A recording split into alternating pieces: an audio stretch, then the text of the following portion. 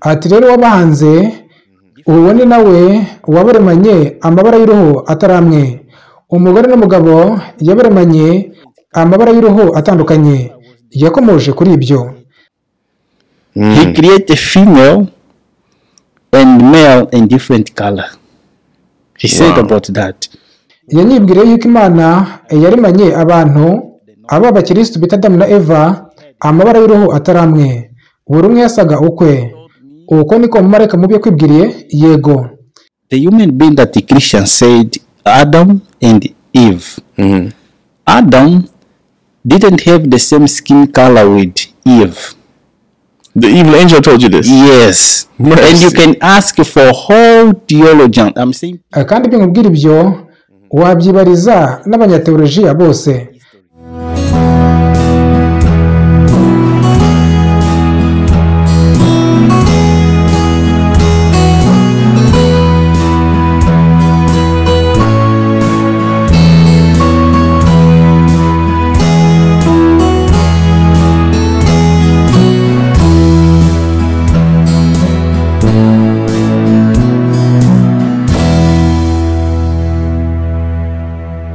So when you were trying to convince these children to sing these songs and all of that, none se wabaga uriho ugerageza akumvisha abo bana kuririmba izo ndirimbo n'ibyo byose, waba warigera kubona bamwe mu bamarayika muri kumwe bahita bajya kubakoresha?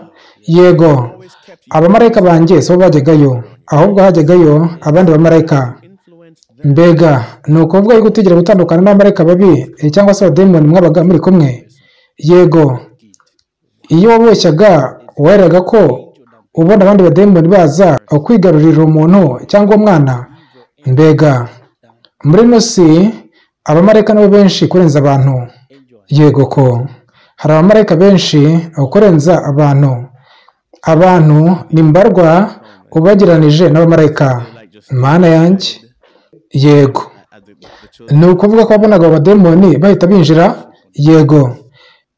Ese igihe abo bana babahamagaye binyuze muri izo ndirimbo babaga babigishije, baheraga ko baza bakabahagarara impande? Yego, kugira ngo bagenzure cyangwa se bagenge ibikorwa by'abo bana, maze babagire imiyoboro yabo muri uwo muryango, bityo bagire uruhare mu biwuberamo kandi ngo babone uko bagera no ku bandi bawugize.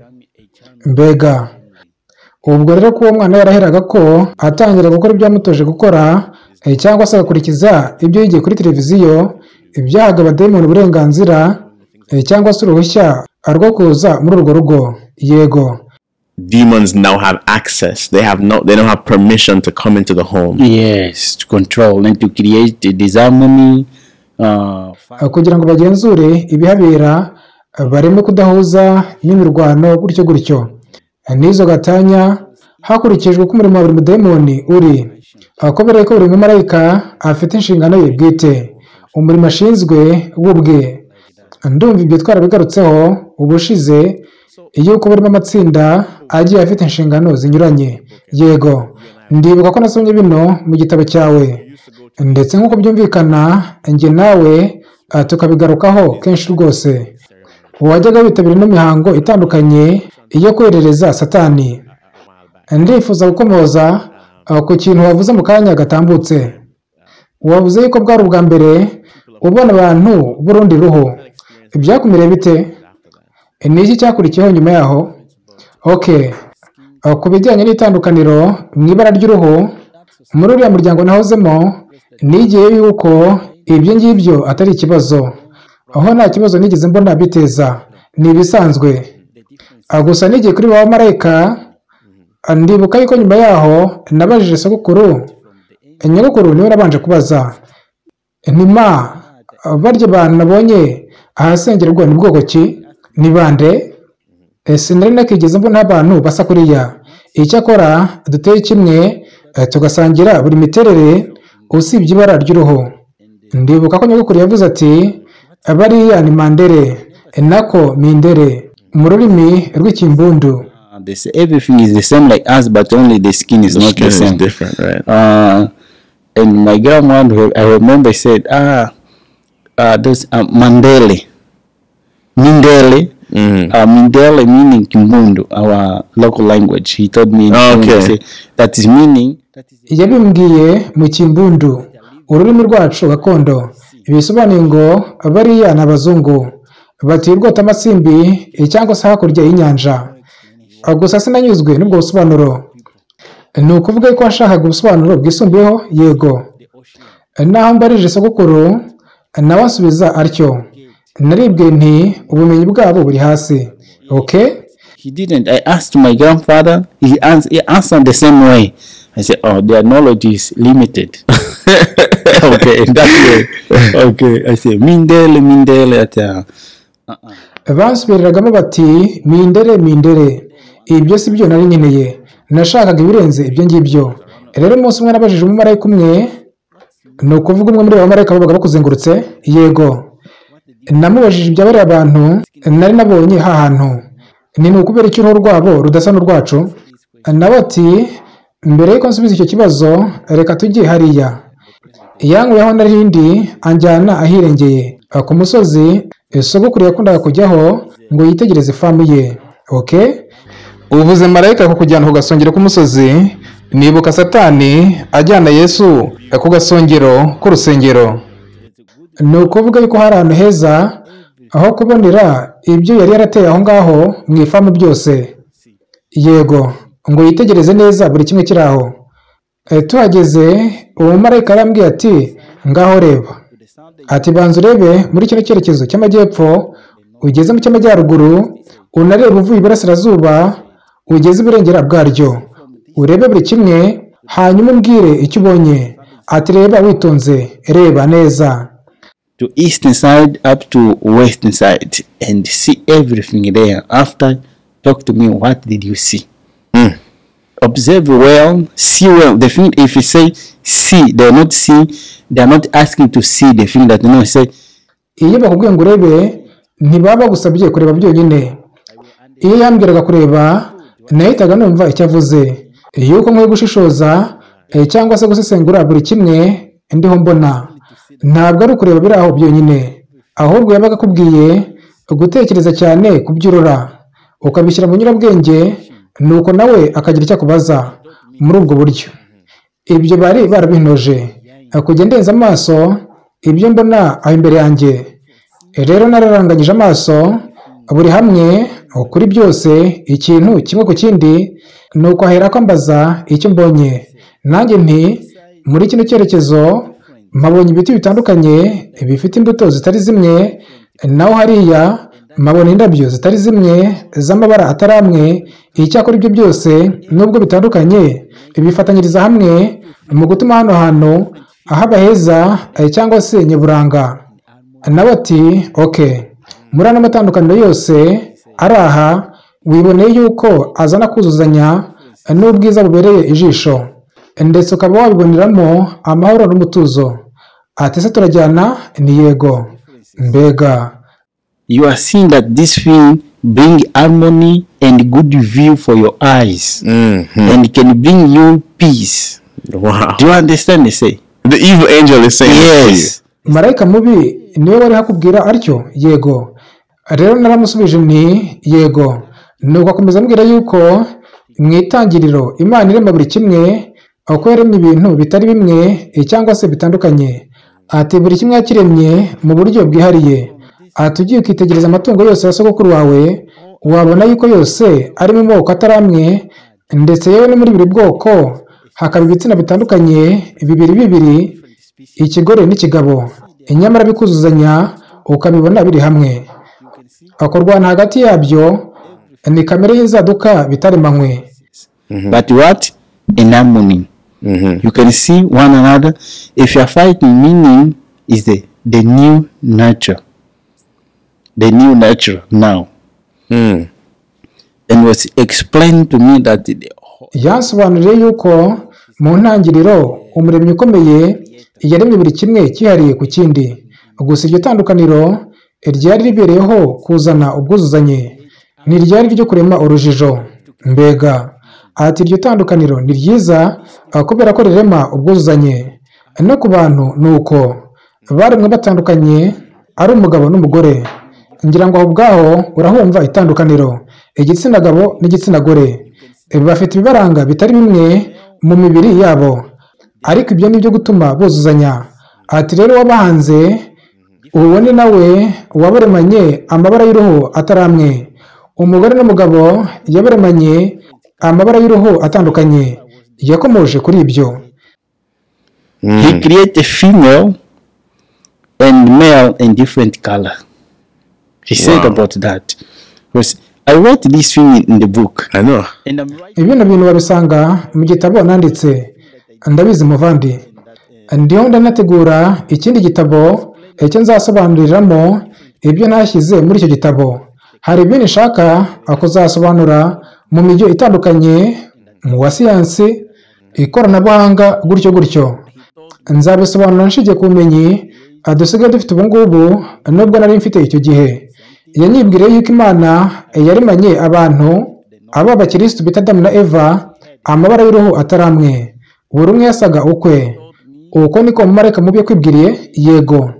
the human being that the Christians said Adam and Eve. Adam didn't have the same skin color with Eve. The evil angel told you this. Yes. Mercy. And you can ask for whole theologian. I'm saying Kandi ibyo nkubwira ibyo wabyibariza n'abanyateolojiya bose. Ndavuga abafite impamyabumenyi z'ikirenga muri teolojiya no mu mateka ya muntu. Bazaguhamiriza bino nkubwira. Kubera yuko hari ibyo bazi badashobora kubwira rubanda nyamwinshi. Ntibashobora kuko byateza urujijo. Ese urankurikiye? Yego. Ni ukuvuga yuko umumarayika mubi yagusobanuriye yuko umuremyi ukomeye ari we waremye amatandukaniro mu mabara y'uruhu ngo bizane ubwuzuzanye n'ubwiza bunogeye amaso yacu. Yego. Ngo bitugire nk'abavandimwe. Mbega Created differences in colors, yes, to be in harmony. in harmony, and Okay. beauty for our eyes.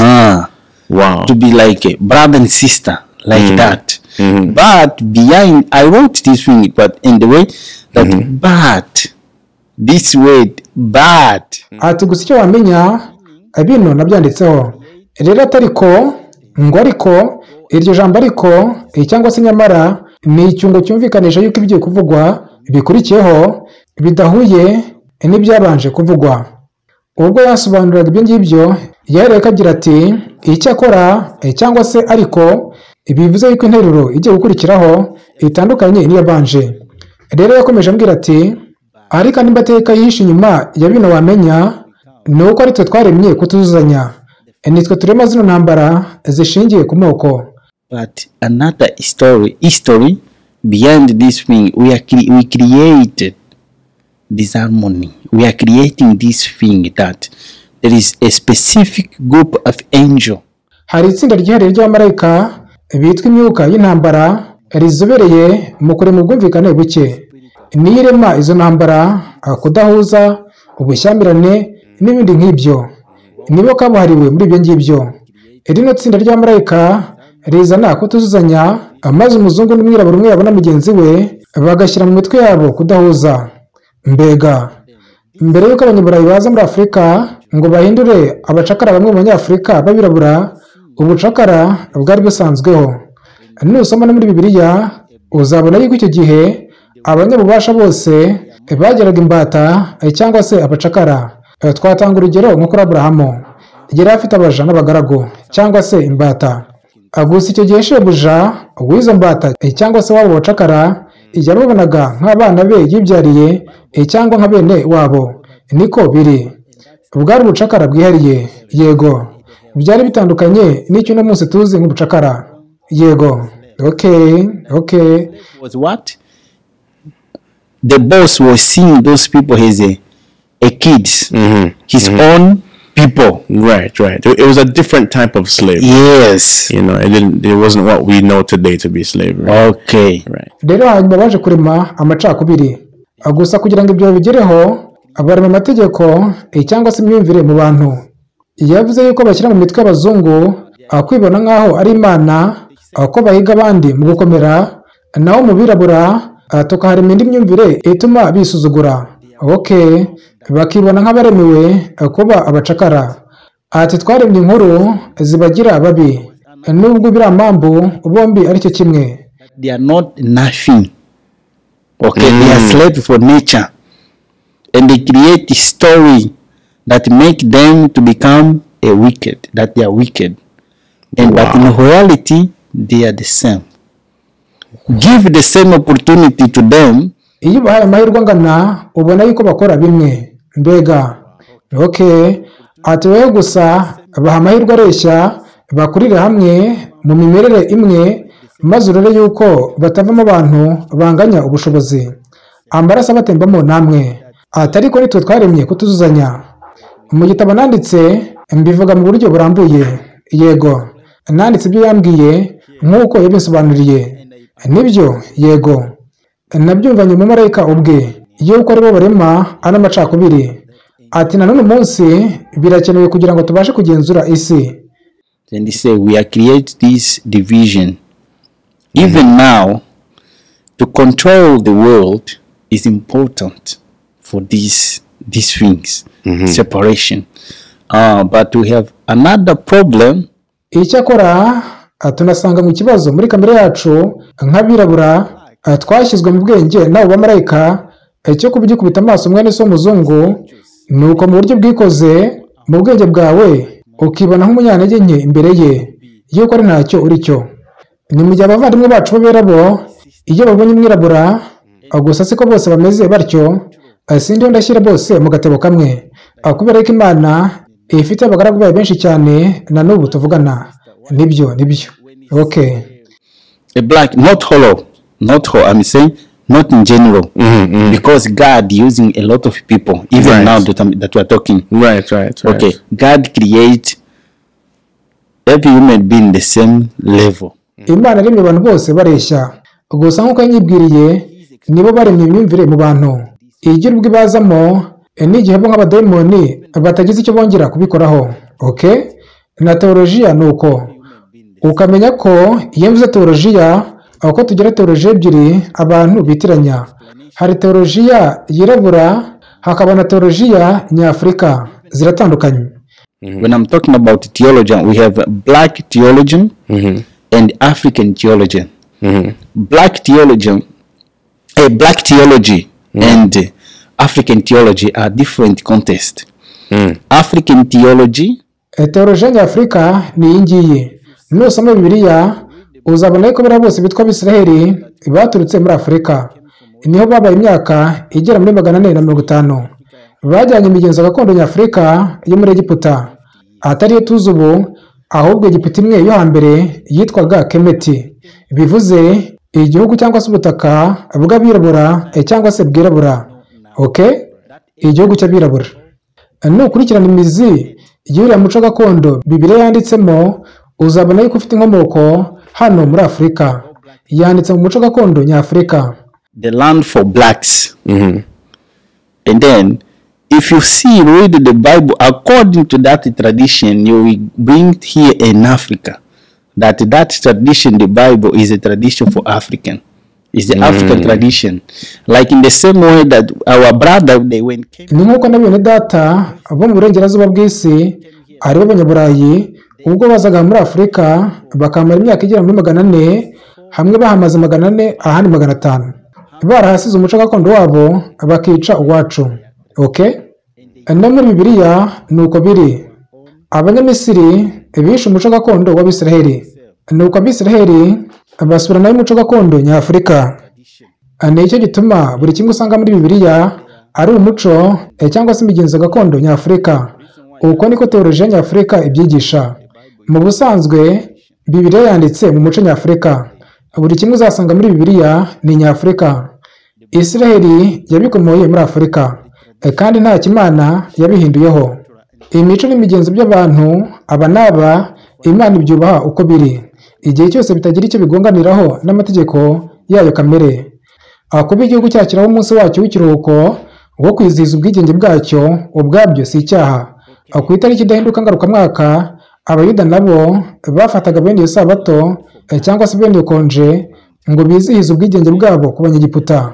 Bwacuriraga ubwigenge bw'umwuka ku cyaha ubwo bwari gupfirwa n'intwari nyakuri cyangwa se ntama nyawe Yesu Kristo.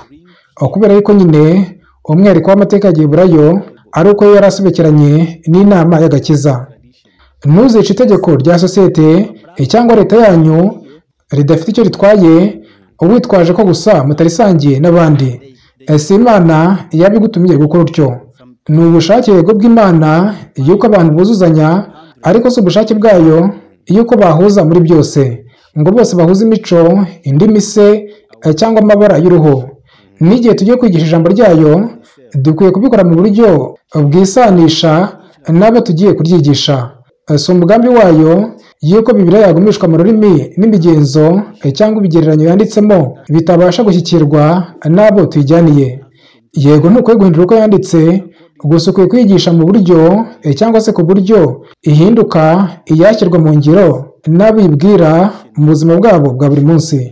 Icyakora umuco n'imigenzo Bibiliya yanditsemo byo ni nyafurika. Niho Mose yigiye uburyoza bwe mu kwandika. Imana ntiyabihinduye.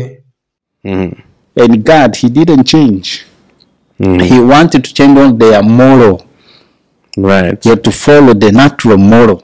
Kimwe cy'Imana yifuzaga guhindura ni imitima yabo ngo ihamanye n'amahame kamere mbwirizabupfura, bityo babe indorerwamo isi yakireberamo, ikabafatiraho icyitegererezo cy'ubunyangamugayo nyakuri, gusa nyine baje guteshuka umurongo. Yego, ni ukuvuga ko mu buryo bw'ibanze uwabajije umumarayika mubi igituma ibintu bimeze bityo, hakaba hari amatandukaniro mu mabara y'impu z'abantu, nuko akujyana hejuru ku musozi agusaba gutekereza neza akubye ubonaho mu murima no mu ifamu, hanyuma umusubiza yuko wabona amabara atari amwe, imbuto zitari zimwe, ibiti bitandukanye, gusa wabirebera hamwe akaba ari ntako bisa, kandi hari ituze mu kubyitegereza. Yego, arangije akubwira yuko umuremyi mukuru ari we waremye byose mu buryo butari bumwe, bifite amabara n'imiterere bitandukanye, kugira ngo binogere amaso yacu, kandi ngo bizane ubwuzuzanye n'amahoro igihe ubirebye. Yego, akomeza agira ati icyakora twe twabyifashishije mu kurema kutuzuzanya, dutera ubwenge bw'abantu kubona bagenzi babo uko bagaragara bakababona nk'abasuzuguritse. Yego, mbega. Akomeza agira ati icyakora twe twabyifashishije mu kurema kutuzuzanya, dutera ubwenge bw'abantu kubona bagenzi babo uko bagaragara bakababona nk'abasuzuguritse. Yego, mbega. Umva birandenze. And that, wow, so that's just so much to unpack there. I want to sorry No, go ahead. Okay. Ndashaka nyihanganira kuba nkunyuze mu ijambo, oya ntacyo ajya mbere. Na n'ubu iyo mbonye ibyo biba, nibuka icyo kiganiro nagiranye nawe.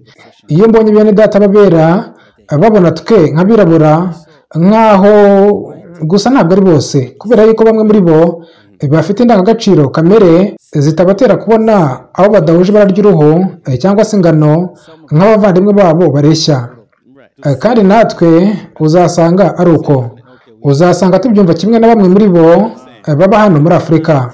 Haba ubwo mwene data w'umuzungu namugira umuyobozi wa kompanyi yanjye cyangwa nkayimwandikaho, nyamara ari jye nyirayo.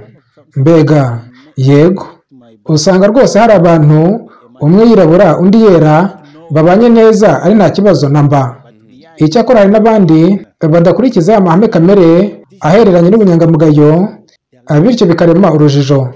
Dutanze urugero, hano muri Afurika usanga hari ibihugu bimwe bene byo badakunda ba nyamweru, kandi rwose bakabyerura babaziza ibara ryabo ry'uruhu. Hari ubwo umugore n'umugabo bombi birabura babyara nyamweru, hanyuma bakayihakana ntibayibone nk'umuntu mugenzi wabo, biturutse gusa ku ibara ryayo ry'uruhu. Tubanga tutazi yuko twanze amaraso yacu n'abavandimwe bacu. Become a albino. And sometimes that albino, they will follow, no, this one is not for mine, it's not a human being for me. Wow. Because of the skin color. We hate them. We don't know that we are hating our own blood. We are brother and sisters. Who create this thing in our mind? Uwaturemyemo iyo myumvire yindi ni abamarayika babi. Mbega, kugira ngo mudahuje ibara ry'uruhu ujye umubonamo ikindi kintu, nyamara siko byakagenze. Byakabaye bituma habaho kubana mu bwuzuzanye. the color, the skin color is a difference. No, there is no difference. It's supposed to be to live in harmony. And it's to be beautiful. Yes. kandi rega bisa neza yego none itegereza muri Afurika usanga abirabura bose batirabura kimwe nibyo ni ukuri. Right. There's different shades of Yes. Right. Even white people. Inzobe no kwirabura byabo bigiye bitandukanye. Oya rwose uri mukuri. No mubera nuko usanga bose badahuje neza akwera k'uruhu rwabo. Yego bagiye barutana kwera. None reba muri Bibiliya mu Kubara 12 aho Mose yanditse ku myitwarire ya mushiki we Miriyamu we na musaza wa Aroni mukuru wa Mose ubona bariho bapfa akwirabura kwa muka Mose yariraburaga cyane. The behavior there was fighting because the wife of Moses was a darkness. The skin color was very dark because their skin was dark, not very dark like. Nubwo yego nabo biraburaga gusa n'ibyari cyane nka muka Mose uwo nguwo. Okay. Right. Okay, different. Remember that those people, they was mixed and it was black. But that one was like in our time. Wibuke ko abo bantu bari bavanze harimo n'abirabura gusa uwo nguwo we bimeze nko mu gihe cyacu. Ina muri Afurika hari igihugu kimwe cyitwa Afurika y'Epfo. Ni igihugu kivanze. We find a colored, white, Indian, red, Indian, black. We find all of them there. Usanga abantu b'ibisusirane cyangwa se abametisi abera cyangwa se abazungu abahinde ibituku n'abirabura abo bose ubasangayo. Gusuzuma umumetisi yitakana yuko yirabura uko ahubwo nyine ari umumetisi. Undi avugiye ko atari umumetisi nubwo ari we ko ahubwo ari umwirabura. Yego nukundi wavugiye yuko yera ako atari iki n'iki gutyo kimwe n'indi migenzo iteye ubwoba gipagani. Ibyo byazanywe n'abamarayika babi amaze bihabwa ikaze mu mitima y'abantu isanzwe ari nta keza kayo kubwo bunyacyaha. Dukwiye kuzuzanya nk'abavandimwe nyamweru uwo ukambonamo umuvandimwe wawe tukabaho dukurikije indangagaciro karemano zishimwa n'Imana zo gukundana. Yadutegetse gukunda bagenzi bacu. Ntiyigeze igira iti akunda uruhu urunuru ahubwo yagize iti akunda mugenzi wawe. Niko biri. Ibara ry'uruhu si ikibazo. Uri mugenzi wanjye nkwiye kugukunda nk'uko nikunda. Gusa bamwe muri twe usanga nta rukundo twigirira. Aho ni ikibazo kiri. We don't love ourselves. That is the problem. We don't love ourselves. We hate something in our body and we start to hate our own. Usanga tutikunda hari iki turiho tutishimiye. Ibyo bikaba imbarutso yo kwiyanga bityo ntitube twakunda n'abandi nk'uko twikunda. Ese urankurikiye? Ahubwo tukabanga nk'uko twiyanga. Mbese ninde nyirabayazana w'ibyo? Haba ubwo bitaba bitewe gusa n'abo bamarayika ahubwo ari amahitamo yacu ubwacu ari ingeso dusanganywe. Ese nikunda bityo simbasha gukunda mugenzi wanjye. Yego nawe ubundi umuntu ni nk'undi. I don't love myself, I can't love my neighbor. Yeah, whole human being. I learned this thing not with in the Bible, not with God, but evil angel. Ibyo sinabyigishijwe na Bibiliya. Imana siyo nabyigiyeho ahubwo nabyigiye ku bamarayika babi ubwabo. Bati mu buryo nk'ubwo rero uzagenda uhura n'abasangirangendo bawe mudasangiye ibara ry'uruhu gusa ujye babona gusa nk'abavandimwe bawe kubera yuko icyo muharanira ari kimwe, intego yanyu ni imwe. Ikizabatandukanya gusa naho mubarizwa. Gusa mu nama zibahuje muzajya muba muri abavandimwe muri umwe. Ni ukuvuga yuko yari yakubwira ko muri zimwe muri izo nama hari abantu muzajya muhahurira mudasa gusa ko ibidakwiye kubitindaho uko muri abavandimwe basenyera umugozi umwe bahuje imigabo n'imigambi. Icyasa n'ikibatandukanya cyonyine bikaba ko weho usunika uvuye hano naho bo bagasunika bavuye hariya. Ati naho ubundi muri abavandimwe basenyera umugozi umwe murareshya. Yego ati naho ibyo kurwana mupfa amabara y'uruhu ingano zanyu n'ibindi mudasangiye umujye mubiharira abo hanze ya systeme. Yego okay. ibyo birashishikaje rwose, biranshishikaje cyane kumva ko twese twaremwe n'Imana kugira ngo hagati muri ibyo byose ube wabona ubwiza igihe urebye umwirabura, umuzungu, umunyaziya, umuhinde, umulatino se cyangwa undi uwo ari we wese, bose bari hamwe ube rwose wababonamo ikintu nyaburanga, ubwuzuzanye ndetse n'amahoro. Yego, amena, amena. Umva ntako bisa rwose. All of it together, you just see beauty and you just see harmony and you see peace. Amen. It's just wonderful. I bet that evil angel did not know that what he said. Nahagarara ku maguru yanjye yombi yuko umumarayika mubi atari azi ko ibyo avuga ibyo byari kuzavamo ikintu cyagira gihesha umugisha, kubera yuko yariho ahamye neza y'umuremyi. Gusa ntagarukira aho, ahubwo akanahamya ubupfapfa bwabo bw'ibyo baje gukora ibyo ngibyo byo kurema amacakubiri. No, the evil angel, they know and they tell the truth for their own people. Abamarayika babi basobanukiwe n'ukuri kandi bakubwiza abantu babo bintoranywa hashingiwe ku rwego bariho. Bino nkubwira bizwi na benshi cyane bo muri ruriya ruhande, usanga bararenze imyumvire, ndetse hari n'ibindi bazi ntazi cyangwa se ntigishijwe. N'ubu hari abafite ubumenyi bwisumbuyeho bitewe n'icyiciro barimo, kubera yuko bagumya kwiga no guhishurirwa ukuri gushya kugeza umuntu apfuye.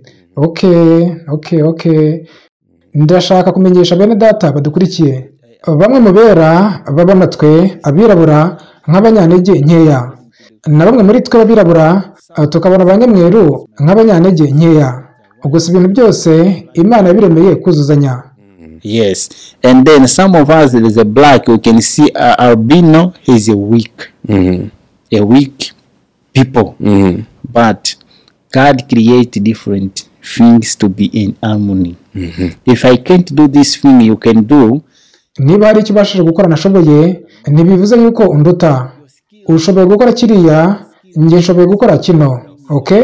Ntibivuze yuko unduta, kubera yuko twembi hari ibyo turushanyamo ubushobozi. Niko biri. Right. Reason why even in the mineral research, you can see there is countries that doesn't have. Nicyo gituma niyo bije ku mabuye y'agaciro uzasanga hari ubutunzi kamere bw'amabuye y'agaciro ibihugu bimwe bidakungahayeho, ariko ukabusanga mu bindi bihugu. Bibasaba kugirana imikoranire, bakenera kuzuzanya, bakarangwa n'amahoro hagati yabo, kugira ngo bagirane ibiganiro bibahuza bigendereye gusangira ubwo butunzi. Icyo ni Imana yabiremeye ityo, ni ukugira ngo bireme ubwuzuzanye kandi ngo byose bisangirwe mu mahoro.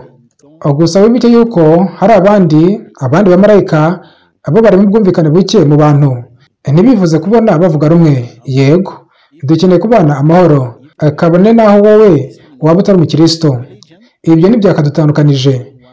Kimwe cy'idini yakabereyeho ni ukugarura abantu kuri za ndangagaciro karemano. Ni karemano kubera yuko zahozeho na mbere yuko abantu bahinduka abanyamahanga ku muremyi wabo, nabo ubwabo bagahindukirana abanyamahanga. Satani we yaje gusa akora imbusane y'ibyo asanze. Satani we yaje gusa akora imbusane y'ibyo asanze aho ngaho byari byarategetswe cyangwa se byaragenwe n'Imana ku ikubitiro. Gutamba amatungo byari byaratangijwe n'Imana, Satani yaje kubihinduramo gutamba abantu, atera abantu kujya kure y'Imana cyane, kugeza ubwo idini y'ukuri yayo yabanjirije indi yose kubaho ibamerera nk'inzaduka, nawe y'ikinyoma ya Satani iyo yabayeho nyuma y'Imana ariko ikaza kwiganza ikabamerera nk'idini yabo gakondo. Rero intego y'Iyobokamana nyakuri yakabaye kugarura abantu kuri ya mahame kamere mbwirizamuco ayo Satani aba yifuza gusibanganya burundu mu bantu, kugeza umuntu atakaje icyitwa ishusho yose y'Imana yaremanywe agasigara ari inyamaswa mu zindi. Oya rwose nibyo, idini yakabereyeho guhuza umuntu n'Imana kugira ngo Imana imugarure mu ishusho y'imico yayo mu buryo bwuzuye, imugarure mu gukora ibyiza cyangwa se ibikwiye bihuje n'amategeko yayo yose kamere ahereranye n'imico, imirire ndetse n'andi yose Imana yaremeye kugenga ibyaremwe cyangwa se abaremwe bayo. Iri tegeko ry'isabato naryo ni kamere cyangwa se ni karemano, kubera yuko kimwe n'indi minsi ryaremewe hamwe n'ibindi byose mu cyumweru kirema, ryo hamwe no kubana k'umugabo n'umugore. gusa icyo cyifuzo karemano cyo kubana kw'abadahuje ibitsina ngo buzuzanye, Satani aza kukiremera ikiganano cyo kubana kw'abatinganyi abo usanga bahuje igitsina. Nawe icyifuzo kamere cyo kuruhuka isabato akiremera ikiganano cyo kuruhuka umunsi w'icyumweru waremewe kuba umubyizi. Nukora ubushakashatsi uzabona yuko mu mateka ari kenshi abantu bagiye bagerageza kongera cyangwa se kugabanya iminsi igize icyumweru. Gusa aho bigaragariye ko burya umuntu yeremewe gukora iminsi 6 akaruhuka umunsi umwe, uwo munsi umwe aho kugira umunsi karemano Imana yagennye bawugira ku cyumweru. None ibyo wabyita iki? Utabyise ubwigomeke n'ubukubaganyi byeruye? Niko biri.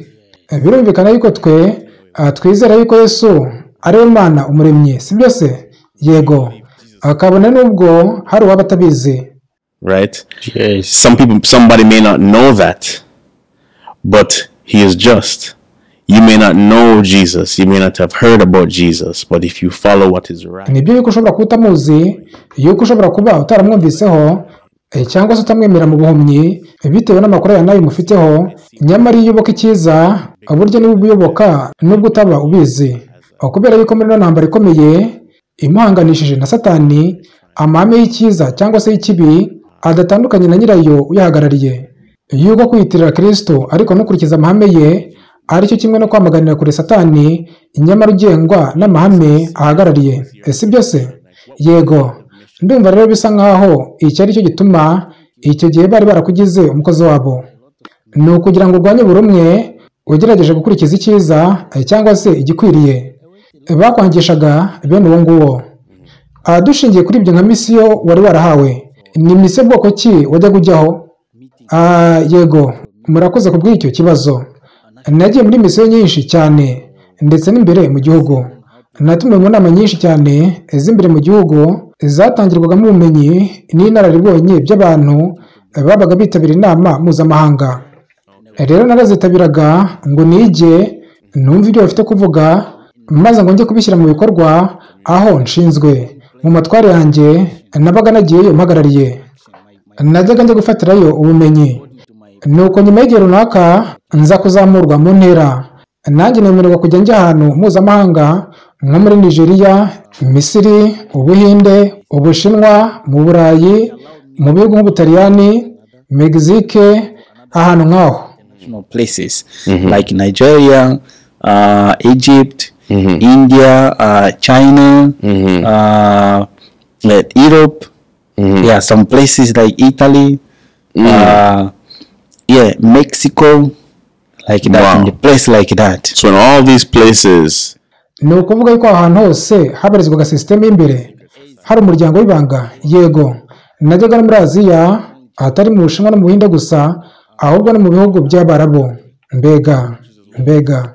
Yego, twajyaga tujyayo kureba uko ibintu bikorwamo, uko abandi bantu bo muri iyo sisiteme bakoramo. Yego, biguha akanyabugabo yuko burya utari wenyine. They are waking. Yeah, we need to know that they give you a power that you are not alone. Okay, that conviction that you are not alone, that we are Right. waking. Iyo murare nyine yo kumva ko utari wenyine, ko ahubwo muhagarara ahantu hatandukanye kandi intego yanyu ari imwe, muhuje imigabo n'imigambi. Ni ukuvuga yuko mwitabiraga inama nyinshi cyane za hirya no hino ku isi ngo mwigire kubaho. Yego, bimwe mu byo numviye nkanigira muri izo nama nabyanditse mu gitabo. Ni iby'ingenzi rwose ko twe nk'abakirisitu tubimenya. Nubwo ndimo ndatinda ku bakirisitu bonyine, nyamara njye nakira na telefone zimpamagara zitari iz'abo mu idini nyirisitu bonyine, ahubwo nakira n'iz'abo mu yandi madini. Barampamagara bakambwira bati ibyo uvuze ni ukuri rwose. Bati sindi umukirisitu ndetse sindi no mu gihugu cya gikirisitu. Bati gusa ibyo uvuga byo na hano birahaba. Bati ni ibintu natwe tuzi. Bamwe muri bo baba bambaza bati uko wavuye hano hantu cyangwa se muri no sisiteme twe ni gute twayisohokamo? Bati natwe waduha uburyo. Bati gusa nk'uko nawe ubizi ntibyakunda muri ubwo buryo. Sindi ndavuga ku bakirisitu bonyine, ahubwo nderekeza no mu yandi madini, kubera yuko iyo sisiteme ari imwe. Abari mu bugenzuzi bw'ibyo byose ari mu miryango y'ibanga isumba indi bari hose, ni bamwe. Bene imiryango iri hose ku isi. gusa ibigiye iri mu masura n'ingeri bitari bimwe.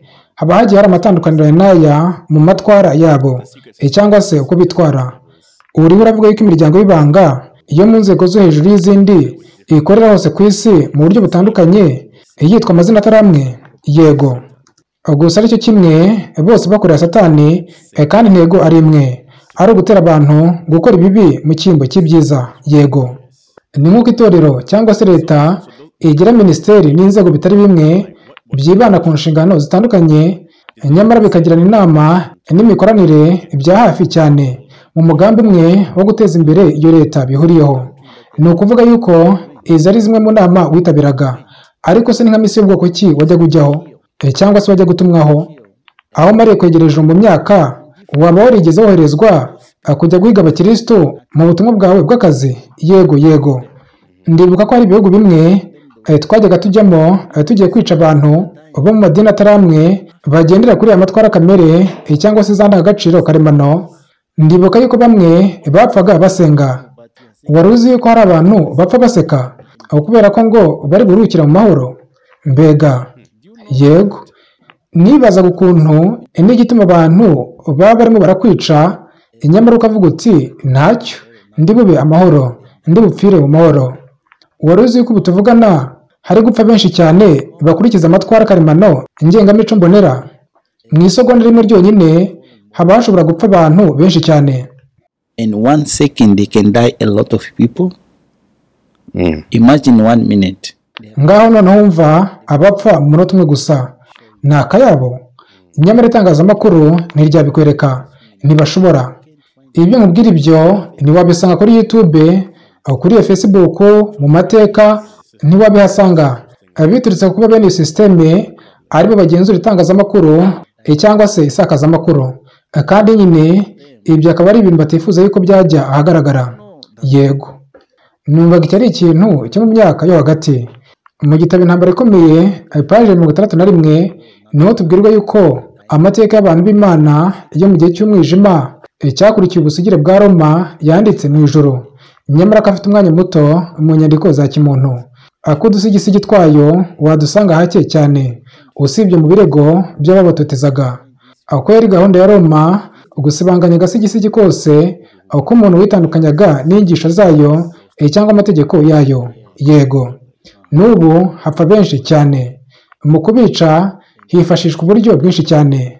There is a method, a lot of method. I spoke this thing, I wrote in the book. All these methods. Bino bintu mbigarukaho mu gitabo cyanjye. Mvuga ubwo buryo bwose bw'uko bagenzura bakanisha abashaka gukurikiza ya mategeko y'imico mbonera kugira ngo babatere ubwoba. Impamvu nuko misiyo yacu y'ingenzi yabaga ari gukanga abantu. Iyo abantu bafite ubwoba bumvira ku gahato, ntawe uba yifuza gupfa no gukena.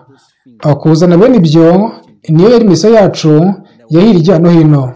Rero najyaga mbakurikirana ngo ndebe icyakorwa. Ntabwo nabaga ndi jyenyine, n'abandi turi ku rwego rumwe mu kigero kimwe twajyaga ngo tugire ibyo tubigaho. We were there to learn, to learn things from them. Tell me something. Have you seen some of these people that you saw? Mbwira, waba warajya guhura na bamwe mu bantu wabonye kuri televiziyo ibi byamamare cyane rwose, ndetse yewe n'abo mu cyanjye igihugu, n'abo mu cyanyu igihugu, gusa sinshobora kubavuga mu izina. Oya birumvikana. Ni ukuvuga yuko bamwe tubabona mu mafilime akaba ari abanyapolitike n'ibyamamare, nyamara bakaba barakoraga kandi bagikora ibyo wakoraga ibyo ngibyo. Cyane rwose bariyizi. Bwa mbere najyaga nakira telefone nyinshi z'abakomeye. Ndibuka rwose ko n'imbere mu gihugu cyanjye najyaga mpamagarwa n'ibikomerezwa bakansaba kureka ibyo ndimo. Uravuga kurikira gutanga ubuhamya bwawe? Yego. Batahagararira aho ngaho kuvuga ibyo. Iyo udahagaze bashaka abantu by'umwihariko abavuga rikumvikana babizobereyemo kandi babyigiye bo kuvuga yuko uri umusazi, uko ibyo uvuga ari nta gihamya bifite. To say that this one is crazy, he's talking thing that is not true like that. Iyo kuriho gusura kwirakwiza ibihuha ugahimbirwa ikibazo psychologique waba ufite muri ubwo buryo. kugira ngo bakugaragaze nk'uyobya abantu nk'umwaka cyangwa umuntu wavangiwe uriho aravuga amahomvu masa akavuga ibidafite gihamya muri ubwo buryo. Gusa hirya y'ibyo bakaba rwose bazi yuko ibyo uvuga ariko biri cyangwa se yuko nyine ari ukuri. Turaziranye rwose, bamwe muri bo tuba twanaseka igihe duhuye, bavugana hagati yabo yuko ibyo uvuga ari ukuri, bakanatangazwa n'ubutwari cyangwa se gutinyuka wabigizemo. Gusa abantu basanzwe bo ntibabe babyemera, kubera ko abasataniste usanga aribo bagenga sisiteme, bakagenzura intekerezo z'abantu, bakabagenera ibyo bagiriye icyizere cyangwa se batakizera. Muri ubwo buryo mbega buryo baba bazi ibyo barimo, yego baba bazi ibyo bakora. Wow. So they know, man. Yeah, they know. And they look at you and they laugh and they say, wow, people are not going to believe you. Maze bakureba bagaseka bagira bati, gusa ni hahandi abantu ntibazemera ibyo uvuga, kuko intekerezo zabo dusanzwe twarazigaruriye. Bati ntibashobora kukwizera kubera yuko dusanzwe tubagenzura. Yego, ni ukuvuga yuko muri zimwe muri izo misiyo wabonaga abantu bica abakirisitu, kandi nibwira yuko nawe wabigiragamo uruhare. Yego, wavuze yuko iyo bamwe muri bo mwabaga mugiye gushyira iherezo ku buzima bwabo, ko babaga bamwenyura rwose baseka kubera yuko batatinyaga gupfa. Yego, gusa nyine si mubazi nk'abakirisitu bonyine, ahubwo ni abantu abo ari bo bose babaga bagendera ku ndangagaciro kamere. Icyo dukeneye gusobanukirwa ni uko Imana ikunda ikanishimira abantu bakurikiza izo ndangagaciro kamere mbonezamuco. Bene abo bantu baba bayoborwa na Mwuka Wera. Ibyo wanabisanga no muri Bibiliya, ubwo nk'uko twabibonye mu Byakozwe n'Intumwa igice cya 10, Petero yavugaga yuko Imana itari abantu bamwe nyirizina.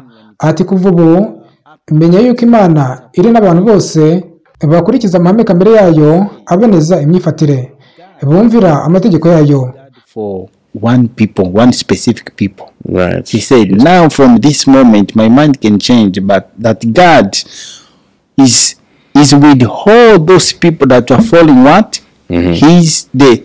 His natural moral. Right. They obey his law. Right. Everywhere. Aho ariho hose, ishyanga iryo ari ryo ryose baba bakomokamo, iyo ni imiterere y'Imana. Imana si nkatwe. Iyo ntiyigira imyumvire y'uko itorero ryacu, ubukirisitu bwacu se cyangwa idini yacu biruta iby'abandi. Oya, ni ukuri niko biri. Ntimeze ityo, uko niko wowe ubyibwira. Gusa umuremyi wawe we ntajya yita kuri ibyo ngibyo. Ni ukuvuga yuko kimwe cyarebaho ari amahitamo mazima dukora mu cyimbo cyo guhitamo gukora ibibi. Yego, mu mwanya waba urimo. Ni uko bimeze. Like that. That we know. Every generation he call a specific people. Icyakora tuzi yuko muri buri gisekuru Imana yagendaga ihamagara ubwoko cyangwa se abantu bihariye ngo babere abavugizi muri bagenzi babo kubihereranye no gukurikiza amahame kamere ajyanye n'icyiza n'ikibi. Muri buri kiragano ni uko bigenda. Icyo navuga ku byo uvuga ibyo bihereranye n'amategeko kamere abwiriza imico, ni uko mu buryo bw'ibanze aricyo kimwe n'amategeko y'Imana. Yego cyangwa oya? Yego. Essentially the law of God. Yes or no? Okay, we are talking. They don't know it's the law of God. Because Yes. right or wrong, you can say right or wrong. Ubundi baba bazi yuko ari amategeko y'Imana, kubera yuko hari uwaba yavuga ati ikibi cyangwa icyiza biterwa. Iki ni kibi, kino ni cyiza, ati jyeweho mbibona uku nuko. Icyo ni igipimo cyawe wishyiriraho. Gusa hariho urugero cyangwa se igipimo cy'izahabu cyangwa se nahinduka. Hari icyiza cyangwa se igikwiye, hakaba n'ikibi kidakwiye. Byombi bidashingiye kuri wowe ubwawe, ahubwo wavutse usangaho byagenwe n'Imana. Yego, icyo nicyo wagarukagaho mu gukomeza ku mahame kamere y'iby'umuco. Yego, kubera yuko Mwuka Wera aba akururira buri umwe muri twe gukurikiza icyo gipimo ntakuka cyangwa se urwo rugero rw'izahabu, ngo dukore icyiza aricyo mategeko y'Imana aba asanzwe yanditse mu mitima ihana yacu, nubwo kamere yacu y'icyaha itajya yishimira guhitamo kugendera kuri kirazira zayo. Adamu Imana imurema ntiyigeze ikenera kuyamurondorera, kubera yuko yaramwanditse mu mutimanama we. Icyakora kubwo kujya kure y'Imana bitewe n'icyaha, usanga yaragiye asibangana mu mitima yacu ku rugero runaka. Iyi shusho y'Imana ariyo bwiza bw'imico yayo, tukagenda turushaho kutayishyikira n'ubwo iyo shusho cyangwa se amategeko kamere yayo bitadusibanganye mu mitima bya burundu. Yego, usanga imico imwe yarataniye kure cyane y'ayo mategeko kamere kurenza indi, bikayishyira mu mwijima urushaho kuba mwinshi w'iby'imico mbonera, nyamara naho haba hari za kirazira zishingiye ku ndangagaciro karemano. Uko ubumenyi bazifiteho bwaba ari buke gute? Yego, ubwo rero nk'uko ubivuga, nta tandukaniro riri hagati y'amategeko y'Imana n'amategeko kamere abwiriza imico mbonera. Yego, andi mategeko mbonezabikorwa y'abantu nk'itegeko nshinga ashingira kuri ayo ngayo kamere. Iyo uyishe nibwo ubona yuko utwarwa nayo, kubera ko burya umucamanza atari we uguciraho iteka, ahubwo ayo mategeko yanditse niyo ari guciraho. Kimwe cyakora ni ukugusomera umuvumo cyangwa se ingaruka zo kuyica ukarenga kuri kirazira zayo. Igihe cyose utayagonze cyangwa se utayishe, ugira umudendezo, ntujye mu ibohero cyangwa se muri pirizo ngo ukoreshwe imirimo ikwimbata cyangwa se inkoreragahato. Ntabwo uba uri imbata. N'amategeko y'Imana ni uko, keretse gusa ko yo yita no ku bikorerwa imbere mu mutima wawe, kubera ko nyine ari ay'umwuka. Bivuze ko atari ibigaragara gusa, ahubwo yuko anareba ibitagaragara. Iyo ushobora kuba ukora ibyo asaba mu bigaragara, ariko ntibikugire umwere imbere y'Imana nyirayo, kubera ko umutima utaravuka ubwa kabiri ari nta kindi uzi kitari ukwica amategeko y'Imana. Gusa umutima mushya wo uhinduka imbata yo gukiranuka nk'uko biri mu Baroma 8, cyangwa se kuyasohoza uko bikwiye. Nk'uko n'umutima wa kera uba wari imbata yo gukiranirwa cyangwa se kwica amategeko y'Imana. Nk'uko biri mu Baroma 8, Kristo atuma gukiranuka amategeko asaba kubanza kudusorezwamo ngo tubone ibiyasohoza mu bigaragara, kubera yuko gukiranuka kw'inyuma ariko kwerekana uko imbere, nk'uko Ellen White abivuga. Iyo dukiranuka ku mategeko biturutse ku mutima wabyawe bushya witwa umutima w'umwuka mu Baroma 8, ibyo dukora byitwa imbuto z'umwuka, zitakigera zigira ubwo zica amategeko, nk'uko biri mu Bagalatiya 5:23. Ziyice gute se kandi zaje ziturutse ku mutima uyandikishijwe n'umwuka w'Imana? Ni imbuto za mwuka uri muri jye, si imbuto zanjye ubwanjye. Imbuto rero zica amategeko y'Imana, ujye umenya yuko atari iz'umwuka, ko ahubwo ari izawe ubwawe, ni iza kamere yawe, kubera yuko muri kamere yawe uvukana uwakomeye kuri Adamu w'umunyacyaha. Mu Baroma 7:12 gukomeza, Pawulo atumenyesha yuko ari nta cyiza kiba muri bene iyo kamere. Avuga yuko nta kikubamo gikunda cyangwa se gihuza n'amategeko y'Imana, kuko aba areba akimara kwita meza muri iyo mirongo, ariho agaragaza guhabana kwayo na kamere yanjye iyo itagira icyiza akibamo. Ubwo rero iyo dukiranuka ku mategeko biturutse ku mutima wabyawe bushya witwa umutima w'umwuka mu Baroma 8, ibyo dukora byitwa imbuto z'umwuka. Naho iyo dukiranuka ku mategeko mu bigaragara gusa, bidaturutse imbere muri kamere ivutse ubwa kabiri, ahubwo tugifite ya kamere tuvukana itigiramo icyiza, ibyo dukora ibyo nibyo Bibiliya yita imirimo y'amategeko cyangwa se imirimo itegetswe n'amategeko, itakigera idutsindishiriza cyangwa se tugira abere mu rukiko rw'umucamanza mukuru, kubera yuko muri urwo rukiko ho insimburagifungo cyangwa se insimburagihano rukumbi yemewe ari ugukiranuka cyangwa se imirimo myiza yasohoje amategeko uko bisabwa ya Kristo, haba mu mibereho ye, mu rupfu rwe ndetse no mu muzuko we. Ibyo nibyo bigize gukiranuka cyangwa se gukora neza kwe, kuko byose ari ibikorwa yakoze mu bushake bw'Imana. Kwitanga ntibyaranze urupfu rwe gusa, ahubwo nibyo byari imibereho ye ya buri munsi.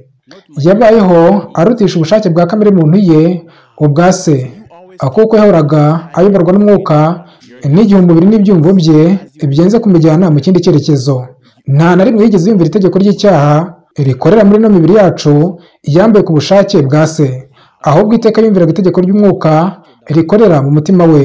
Kubera yuko we yavutse ubwa kabiri cyangwa se avutse bushya, tubivuze dutyo, ntiyigeze na gato yumvira cyangwa se ajyana no guhengamira ku cyaha bya kamere twokojwe na Adamu, ari by'iryo tegeko ry'icyaha rikorera mu mubiri cyangwa se muri kamere yacu yaguye.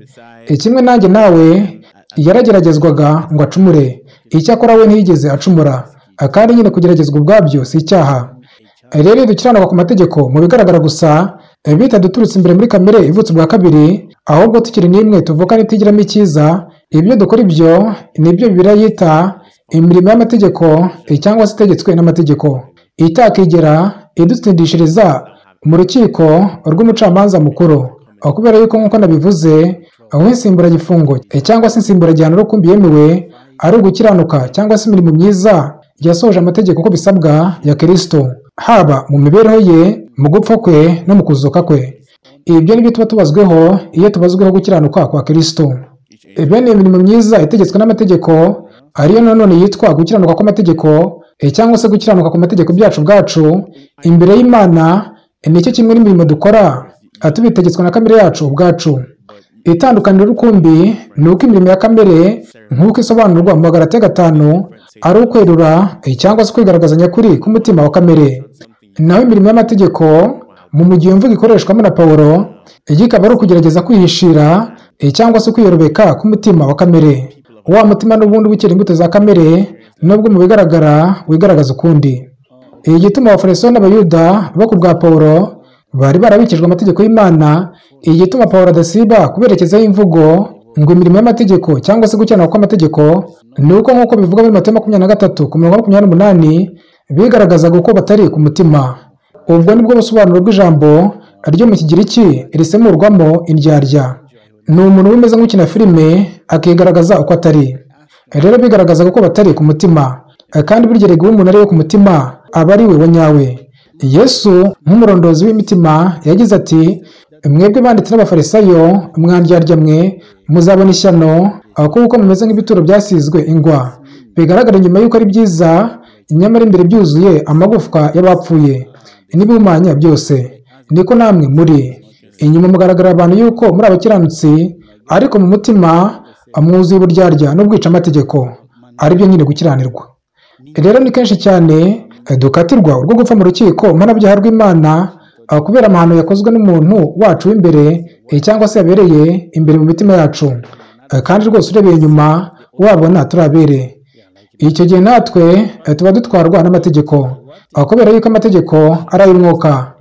Kuyakiranukaho kwacu kuba gukwiye kurenga ukwa gifarisayo, bikava uko kugerageza kuboneza ibigaragara inyuma byonyine, hakabanza kubonezwa imitima yacu, bikava ku kugerageza gutwarwa n'inyuguti z'amategeko atanyanditsemo, bikaba yego gutwarwa n'amategeko icyakora yo anyanditswe mu mutima n'Umwuka Wera. Bityo n'intwarwe n'itegeko riraho ry'inyuguti ritakigera riganza ry'icyaha rikorera mu ngingo z'umubiri wanjye w'icyaha, ahubwo nkatwarwa n'itegeko ry'umwuka ryanditswe mu mutima wanjye, bityo nkabasha kwitegeka cyangwa se gutegeka kamere yanjye itagira icyiza kiyibamo, kugira ngo nyigumishe ibambwe cyangwa se ipfuye, ngo hati itongera gushibukira mu mutima wanjye ikongera kwerera imbuto zayo z'ubwica amategeko nk'ubuhehesi, ubusambanyi n'ibindi nk'ibyo. Yesu yavuze yuko ari byo bihumanya umuntu iyo bihawe intebe mu mutima we. Ni icyo gituma mu Baroma igice cya 7 ku murongo wa 6 no ku murongo wa 22 kugeza ku 25 kugeza mu gice cyawo cya 8 ku murongo wa 1 ahagira hati, ariko noneho ntitugitwarwa n'amategeko kuko twapfuye ku mategeko yari atuboshye. Nicyo gituma turi imbata mu bubata bushya bw'umwuka butari bwa bundi bwa kera bw'inyuguti. Nuko jyewe mu mutima wanjye ndi imbata y'amategeko y'Imana, ariko muri kamere nanone byasemurwa nko mu mubiri ndi imbata y'amategeko y'ibyaha, kubera yuko nubwo umutima we wandikwa mu mategeko y'Imana muri buno buzima binyuze mu guhanga Kristo amaso yacu y'umwuka, maze tugahindurwa nka we kuva mu bwiza tujya mu bundi, nk'uko bigaruka mu rwa 2 rw'Abakorinto igice cya 3 ku murongo wa 18. Uno mubiri wo kugeza aho tuzarebeshereza ubwiza bwa Kristo ano maso yawo y'inyuma, maze tugasa nawe mu bifatika, nk'uko bigaruka mu rwanda rwa Yohana igice cya 3 ku murongo wa 2, kugeza ubwo tuzambika imibiri y'umwuka yanditswe n'amategeko y'Imana, nk'uko biri no ku mutima mushya w'umwuka, kugira ngo byombi bijye bifataniriza hamwe mu kudukururira gukora ibyiza gusa, nk'uko byahoze imbere y'umwaduko w'icyaha. Kugeza icyo gihe uno mubiri uguma wanditsemo amategeko y'ibyaha, ariyo mbaraga ikorera mu ngingo zawo ihora ishaka kudusunikira kwica amategeko y'Imana n'igihe amaze gutwandikwa mu mitima.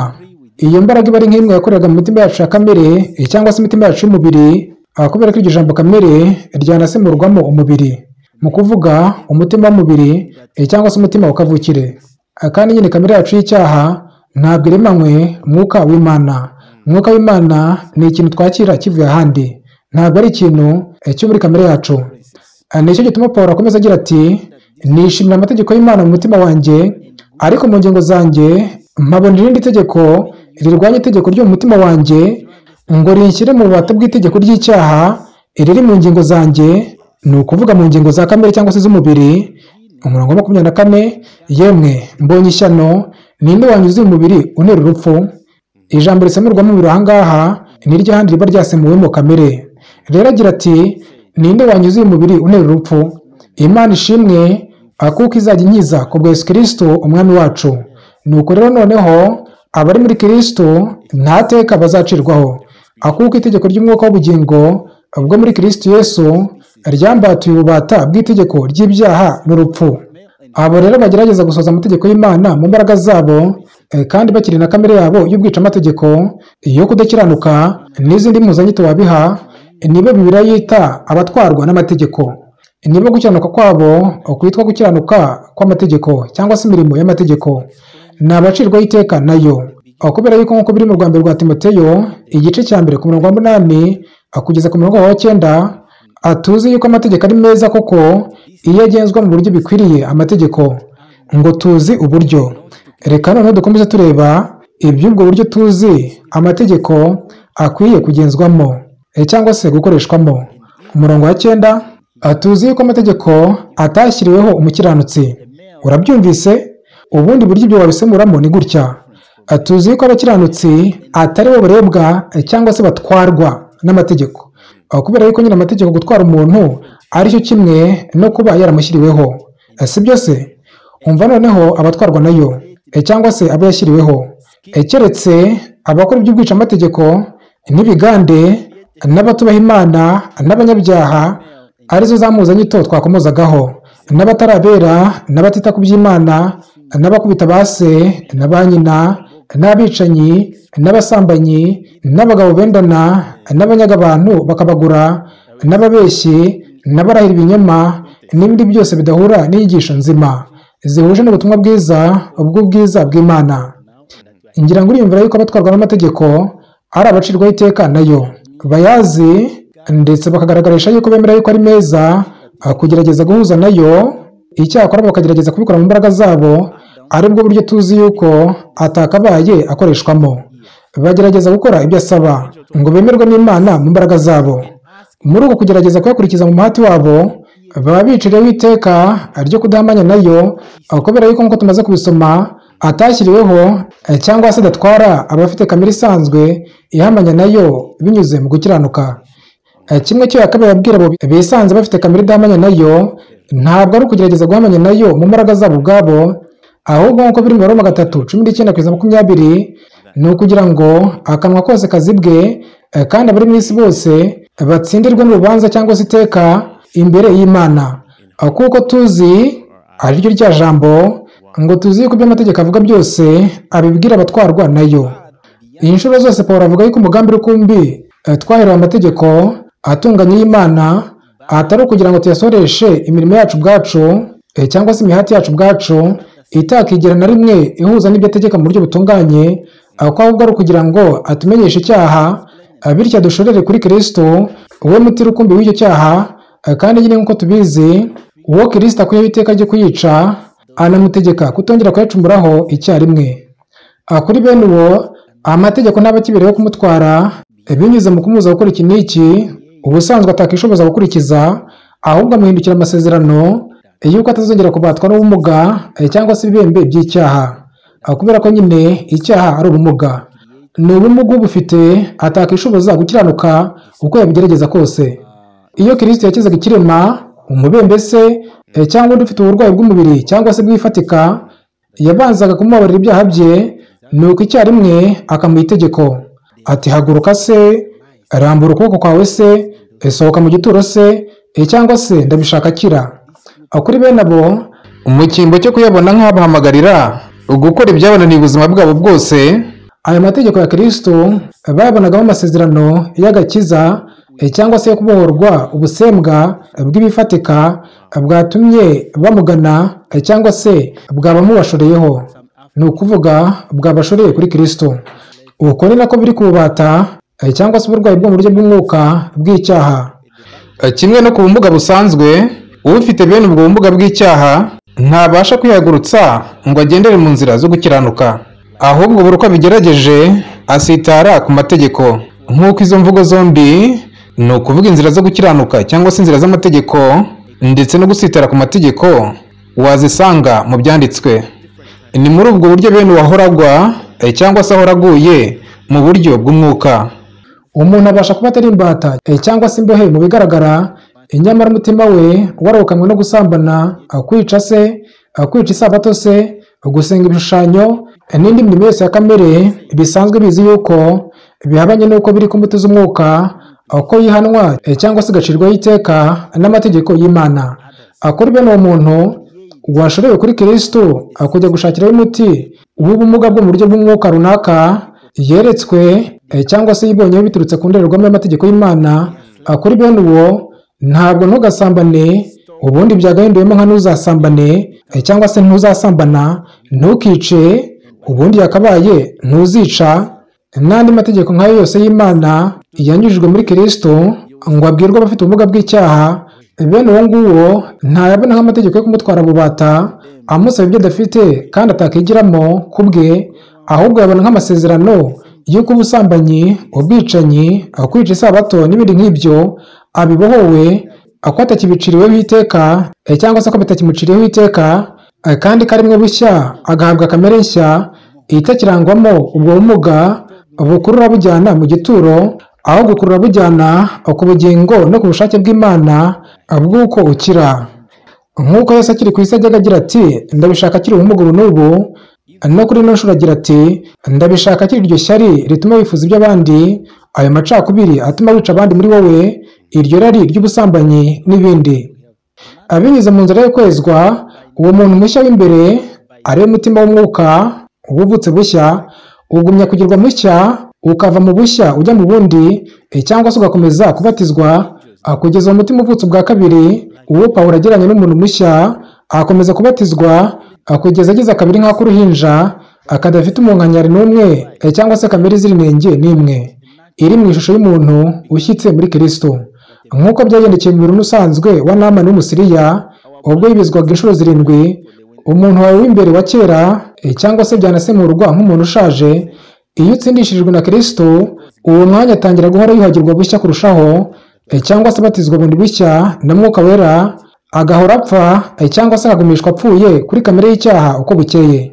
Ntihabeho kuva mu bushake bw'Imana nkana, kugira ngo buri uko bukeye acuburukane kamere irushaho gucya, ahora apfa ko narijye, kugira ngo muri we hahore haboneka umwanya wa kwa gukiranuka barwaho yatsindishirijwe kumuherezwa kuri ino nshuro binyuze mu kwezwa, bigakomeza gutyo uko bukeye kugeza ubwo gukiranuka kwa Kristo aherezwa uko bukeye binyuze mu kurushaho kuzura Mwuka we Wera akuzuriye muri we, kugahwana na kwa gukiranuka kwa Kristo abarwaho yatsindishirijwe ibicumuro bye, bityo akaba ari umuntu w'igihagararo gishyitse muri Kristo.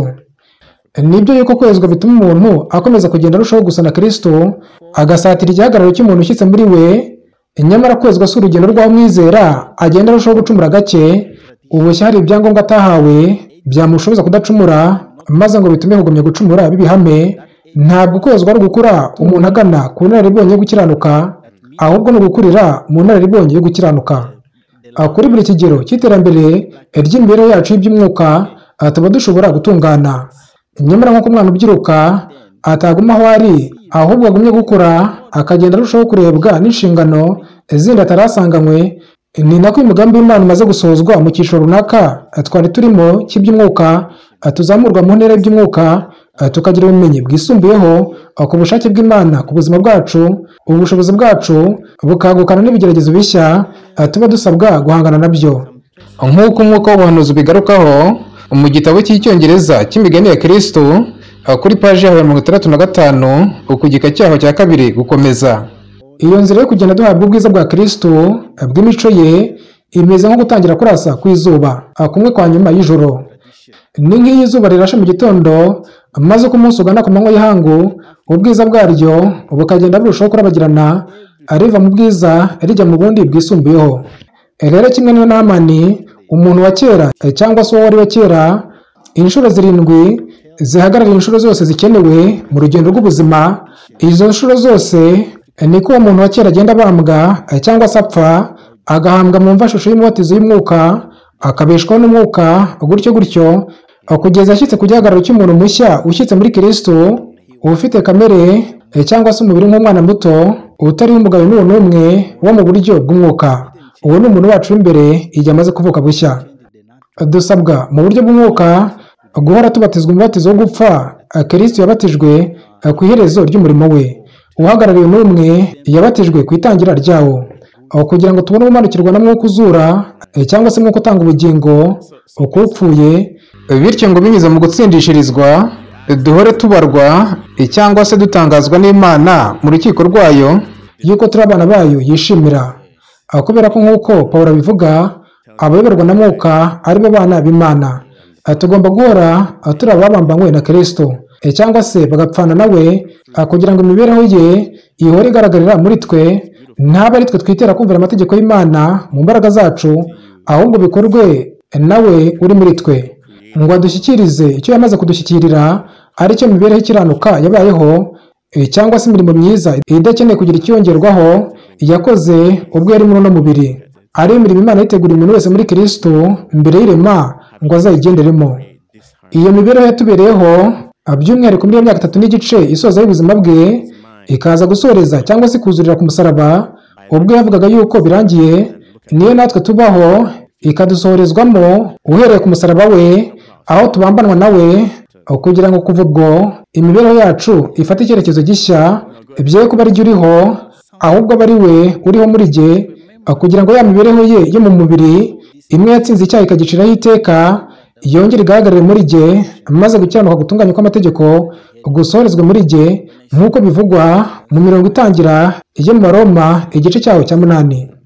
Iyo umuntu ubayeho bene iyo mibereho atishe itegeko rya ntukice, ntugasambane, ntukibe n'andi, ntaba ahereje Kristo imirimo yitegetswe n'amategeko kugira ngo yemerwe, bityo ngo abe atwawe n'amategeko, ahubwo barimo yakira icyo Kristo yamuronyeye ubwo yari akiri mu mubiri.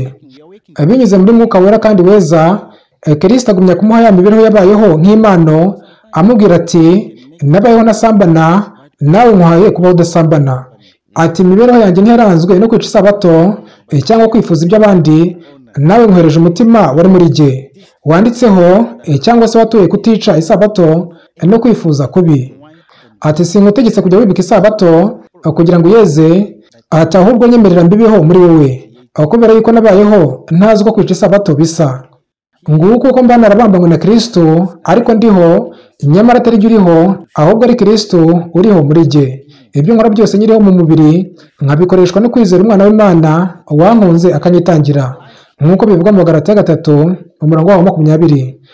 Nguko uko iteka tugendana mu mubiri urupfu rwa Yesu, ngo ubugingo bwa Yesu nabwo bugaragarire mu mibiri yacu, ngo bityo nubwo umuntu wacu w'inyuma asaza, umuntu wacu w'imbere we ahora ahinduka mushya uko bukeye, nk'uko bivugwa mu rwa 2 rw'Abakorinto igice cya 4 ku murongo wa 10 n'uwa 16. Mbisubiremo, amategeko aba meza igihe umuntu yakoresha uko bikwiye.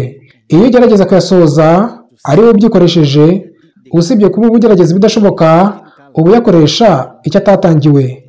Nubwo amategeko abe amwe 10 cyangwa se amwe ahereranye no gutamba ibitambo, nubwo yombi yari asanzweho na mbere ya Sinayi, ndetse nawe takatumenyesha yuko amategeko avuga mu Galatiya yerekeza kuri ayo yombi, ubwo yatangwaga isezerano kuri Sinayi ntiyari atangiwe gutwara abasanzwe ari intungane cyangwa se ngo akumire icyaha kitari cyakadutse, ahubwo yari ashyiriweho abasanzwe ari abanyacyaha, kugira ngo amashorere kuri Kristo uw'igitambo cye n'umurimo we w'ubuhuza ari ugusohora gutunganye uko bisabwa n'amategeko y'iby'imihango, naho gukiranuka kwe kukamugusohora nyakuri uko bisabwa n'amategeko 10.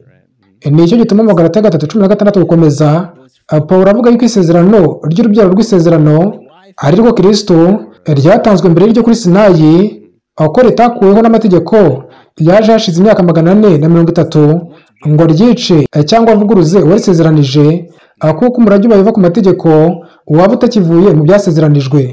Ariko dore Imana yawuhaye Aburahamu iwumusezeranije. None se amategeko yongereweho iki? Yategetswe hanyuma kubw'igicumuro kugeza aho urubyaro ruzazira urwo byasezeranijwe, kandi yahawe abamarayika kugira ngo bayatange, bayahe umuhuza mu ntoki ngo nawe ayahe abantu. Icyakora uwo muhuza ari we Mose, si umwe, nyamara Imana yo ni imwe. Mbese ubwo bibaye bityo, amategeko arwanya amasezerano y'Imana ntibikabeho, kuko iyo harabayeho amategeko abasha kubeshaho abantu, ni ukuvuga kubahesha ubugingo bw'iteka, gukiranuka kwari kuza kuba kwaraheshejwe nayo. Ariko ibyanditswe bivuga yuko byose byakingiraniwe gutwarwa n'ibyaha, kugira ngo abizera bahabwe ibyasezeranijwe babiheshejwe no kwizera Yesu Kristo. Mu yandi magambo, babihawe ku buntu atari ku mihati yabo. Icyakorwa kwizera kutaraza, twarindwaga, ni ukuvuga nk'abanyabyaha cyangwa se twe nk'abantu b'abanyabyaha atari abatwarwa no kwizera, ahubwo nyine muri kamere yacu y'umunyacyaha twarindwaga tubohewe cyangwa se tugizwe imbata zo gutwarwa n'amategeko, dutegereje kwizera kwari kugiye guhishurwa. Ubwo nibwo buryo amategeko yatubereye umushorera wo kutugeza kuri Kristo, ari nabwo buryo nyakuri akwiye gukoreshwamo ngo dutsindishirizwe no kwizera. Niwe nyine Kristo amategeko yadushoreyeho, ariko kwizera kumaze kuza ntitwaba tugitwarwa n'abamushorera. Ibi byose uko mu isezerano rya kera batsindishirizwaga no gukora imirimo itegetswe n'amategeko, kubera ko tubwirwa yuko imbere y'Imana nta muntu n'umwe, abo mu isezerano rya kera cyangwa mu rishya, utsindishirizwa n'imirimo y'amategeko, kuko bidashoboka. Abayobora 11 haduhamiriza yuko n'intwari za kera zaheshwaga gukiranuka no kwizera. Icyakora bo ntibizeraga muri Kristo wamaze kuza ngo asohoze ibisabwa n'amategeko amucurera, ahubwo bizeraga muri Kristo wari kuzaza. Iyo Pawulo avuze yuko kwizera kutaraza ngo twarindwaga tubohewe gutwarwa n'amategeko, ntabwo arimo kuvuga twe nk'abantu bafite kwizera cyangwa se bizera Kristo, ahubwo bavuga twe nk'abantu b'abanyabyaha. Ibyo tukabibwirwa nuko nubwo hano avuga ati twarindwaga tubohewe gutwarwa n'amategeko dutegereje kwizera, Bibiliya ubwayo itumenyesha yuko mu isezerano rya kera hari abari basanganywe kwizera. Ntabwo bari bagutegereje, ahubwo bari bagusanganywe, kandi nyine birumvikana ntibatwarwaga n'amategeko. Rero hano abavuga muri rusange, avuga twe nk'abantu b'abanyabyaha muri kamere yacu y'umunyacyaha. Ntabwo bavuga abamaze kwizerera mu gitambo gitsindishiriza ibyaha cya Yesu Kristo. Ni nk'uko n'ubu naho Kristo amureye kuza, kimwe n'abayuda bo ku bwa Pawulo, hari abakristo benshi bagerageza kubonera agakiza mu isezerano rya kera. Iryo Pawulo ahandi yita ububata bw'inyuguti, ni ukuvuga amategeko nk'inyuguti itakwanditsemo, aho kugendera muri shya iryo agereranya n'ububata bw'umwuka, ni ukuvuga amategeko akwandikishijwe mu mutima n'umwuka, nk'uko babisoma mu rwa 2 rw'Abakorinto igice cyaho cya 3. Isezerano rya kera ni aho abantu basezeranya Imana yuko ibyo yavuze byose cyangwa se ibyo yategetse byose bazabikora, nk'uko Abisirayeli bavuze bamara guhabwa amategeko 10 ku musozi wa Sinayi. Ni mu gihe isezerano rishya ryo ari aho Imana isezeranya abantu yuko izandika amategeko yayo mu bwenge bwabo cyangwa se mu mitima yabo, birumvikana iyandikishije umwuka wayo. Ubwabyo rero mu kuba abantu bakirizwa mu isezerano rishya kandi hariho irya kera, ni ikigaragaza yuko irya kera rifite umugayo. Ni icyo gituma mu gitabo cy'Abaheburayo igice cyaho cya 8 ku murongo wa 7 gukomeza, Pawulo agira ati iyo rya sezerano rya mbere, ni ukuvuga irya kera ryo kuri Sinayi, ritaza kugira umugayo, ntihajyaga kuba hakwiriye gushakwa irindi cyangwa se gutangwa irindi, kuko Imana yavuze ibagaya, ni ukuvuga igaya abantu basezeranye, ntabwo ari amategeko ubwayo yagawe, ahubwo ni abantu basezeranye. Rero ngo kuko Imana yavuze ibagaya iti dore iminsi igiye kuza, niko Uwiteka avuga, nzasezerana isezerano rishya n'inzu ya Isiraheli n'inzu ya Yuda, ridahwanye n'isezerano nasezeranye na ba sekuruza ku munsi nabafataga ukuboko nkabakora mu gihugu cya Egiputa, kuko batagumye mu isezerano ryanjye. Mu yandi magambo, ntibagumye mu mategeko yayo. Urumve ko umugayo ufitwe n'abasezeranye ko udafitwe n'amategeko. Rero hakomeza hati kuko batagumye mu isezerano ryanjye, nanjye simbiteho, niko Uwiteka avuga. Ku murongo wa 10, kuko iri sezerano ryo nzasezerana n'inzu ya Isiraheli hanyuma y'iyo minsi, niko Uwiteka avuga, nzashyira amategeko yanjye mu bwenge bwabo, inyandike mu mitima yabo, kandi nzaba Imana yabo, nabo bazaba ubwoko bwanjye. Umurongo wa 12, kuko nzababarira ubwica amategeko, ni ukuvuga lawlessness, kuko nzababarira ubwica amategeko bwabo, kandi ibyaha byabo sinzabyibuka ukundi. Umurongo wa 13, ubwo Uwiteka yavuze ati isezerano rishya, ibyo bigaragaza yuko yashajishije irya mbere, kandi igishaje kikaba gikuru, kiba cyenda gushira. Kubera ko nyine mu isezerano rya mbere cyangwa se irya kera umugayo wabonetse ku bantu basezeranye, icyakora rishya rirushaho kugira ubwiza no gukomera, kubera ko Imana irisezeranya mu kuvuga yuko izandika amategeko yayo mu mitima yacu, nk'uko Pawulo bivuga muri Tito 1 ku murongo waho wa 2 n'ahandi. Rero ijambo isezerano rishya nk'uko rikoreshwa by'umwihariko mu isezerano rishya, bimenyesheje amategeko kwandikwa mu mitima yacu, cyangwa se amategeko nk'umwuka, bikanamenyesha amaraso ya Kristo nk'uko yavuze ubwo yasangiraga n'abigishwa be Pasika iheruka. Ubwo rero isezerano irishya n'irya kera rigiye rigizwe n'ibintu bibiri: amategeko y'isezerano ndetse n'igitambo cy'isezerano. Mu gihe mu isezerano rya kera amategeko y'isezerano ari amategeko 10 nk'inyuguti, naho igitambo cy'isezerano kikaba amaraso y'amatungo nk'uko mu Kuva Mose yayise amaraso y'isezerano. Ni mu gihe mu isezerano rishya amategeko y'isezerano n'ubundi ari amategeko 10 gusa nk'umwuka, cyangwa se nk'amategeko yanditse ku bisate by'umutima, naho igitambo cy'isezerano ntikiba amaraso y'amatungo, ahubwo kikaba amaraso ya ntama nyakuri Yesu Kristo. Iryo ni itandukaniro ryonyine riri hagati y'isezerano rishya n'irya kera. Rero amasezerano yose mu isezerano rya kera ashingiye ku mirimo cyangwa se ibikorwa by'umuntu, ibyo umuntu akora atiriwe yizerera mu yindi mbaraga.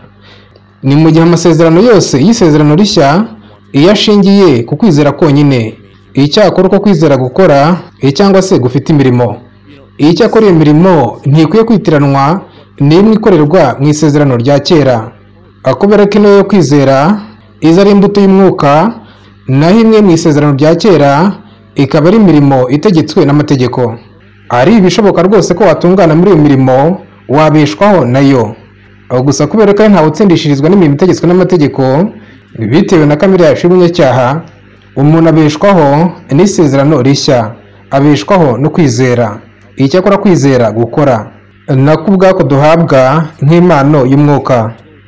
Ubwo rero isezerano rishya dukirizwamo rishingiye ku kwizera ryariho na mbere y'uko Kristo apfira ku musaraba. Niryo rimwe ryahawe Aburahamu, icyakora ryakomejwe n'amaraso ya Yesu Kristo ubwo yamenekeraga ku musaraba, nk'uko twabibwiwe mu Bagalatiya 3 bwaho, ndetse nk'uko wabisanga mu gitabo Abakurambere n'Abahanuzi mu gice cyaho cya 32. Isezerano rishya nanone ryitwa irya kabiri, niryo ryabanje mbere y'irya kera, ryo ryatangiwe kuri Sinayi imyaka isaga 400 inyuma y'aho rya rindi riherewe Aburahamu. Rero ibyo si uko mu isezerano rya kera abantu batsindishirizwaga no gukora imirimo itegetswe n'amategeko, kubera ko tubwirwa ko imbere y'Imana ari nta muntu n'umwe, abo mu isezerano rya kera cyangwa mu rishya utsindishirizwa n'imirimo itegetswe n'amategeko. Abaheburayo 11 haduhamiriza yuko intwari za kera zaheshejwe gukiranuka n'ubugingo no kwizera. Icyakora bo ntibizeraga muri Kristo wamaze kuza nk'uko tumaze kubibona, ahubwo bizeraga muri Kristo wari kuzaza. Ntabwo amategeko babonaga nk'ikintu cyo kwihambiraho ngo babeho batwarwa nacyo, ahubwo yari umushorera ubaganisha kuri Kristo, ngo hato nabo batarambirwa bagatangira kwihangira gukiranuka kw'imirimo yabo ubwabo nk'uko byari mu bapagani, ahubwo ngo bizerere mu wari kuzaza hanyuma agahanaguza ibyaha byabo amaraso ye y'ukuri, atari amaraso y'intama butama, kandi akanabasogongeza ku mwuka we wari kuzatangwa byemewe n'amategeko nyuma y'igitambo nyakuri ariho ku munsi wa Pantekote, kugira ngo nubwo bariho mbere yo kuza kwa Kristo imibereho ye ibasorezwemo na mbere y'igihe, kubwo kwizera ibitaraza babibona nk'ibyamaze kubaho. Nicyo gitumye Kristo aza gucumura akiri mu mubiri mbere y'uko abatizwa umubatizo w'urupfu nyarwo. Ibyo yari kuba yarakoze byose mbere yaho wa mubatizo yasigiwemo kuba Mesiya, ba bantu bose yakijije uburwayi n'ibyaha byabo, za ntwari zose zo mu isezerano rya kera zapfuye ariwe zishyizemo ibyiringiro byazo, Enoki na Eliya bari barimuriwe mu ijuru badapfuye, ibyo byose byari kuvuguruzwa bigahinduka imfabusa. Ubu buryo bwonyine bitari kuba byahinduka imfabusa igihe Kristo yabaguye mu cyaha, ni igihe bene byo bari kuba barashoboye kubigezwaho n'imirimo n'imihati yabo ubwabo batiriwe bizerera muri Mesiya, kandi nyine ibyo ntibyashoboka. Ntabwo byashobokera ino kamere yacu y'icyaha. Amategeko ntiyatangiwe kubonwa no kwemerwa nk'ikintu cyiza kiri ukwacyo gihesha ucyumvira gukiranuka kw'amategeko, ahubwo yatangiwe kubonwa no kwemerwa nk'ikintu cyiza, yego, ariko cyerekeza ku kindi ikirushaho ubwiza, cyangwa se ku wundi igikomoraho ubwo bwiza, kugira ngo icyo kindi cyangwa se wundi abe ari uhesha umwizera gukiranuka, cyangwa se ubwiza bw'imico butunganye busabwa n'amategeko, ariko nyine gukiranuka kwa Kristo. Amategeko ni ay'umwuka, kubera ko ari izingiro ry'ubushake bw'Imana y'umwuka, naho njye nkaba wa kamere cyangwa se uw'umubiri, kubera ko icyabyawe n'umubiri nacyo kiba ari umubiri. Ntabwo njye w'umubiri nabanje kuvukira mu kamere k'umwuka binyuze mu kwizera natungana ku mategeko iyo ari mu kamere k'umwuka angomba gukiranuka kw'Imana, ariko gukiranuka kwa Kristo, kandi nyine ndi uw'umubiri.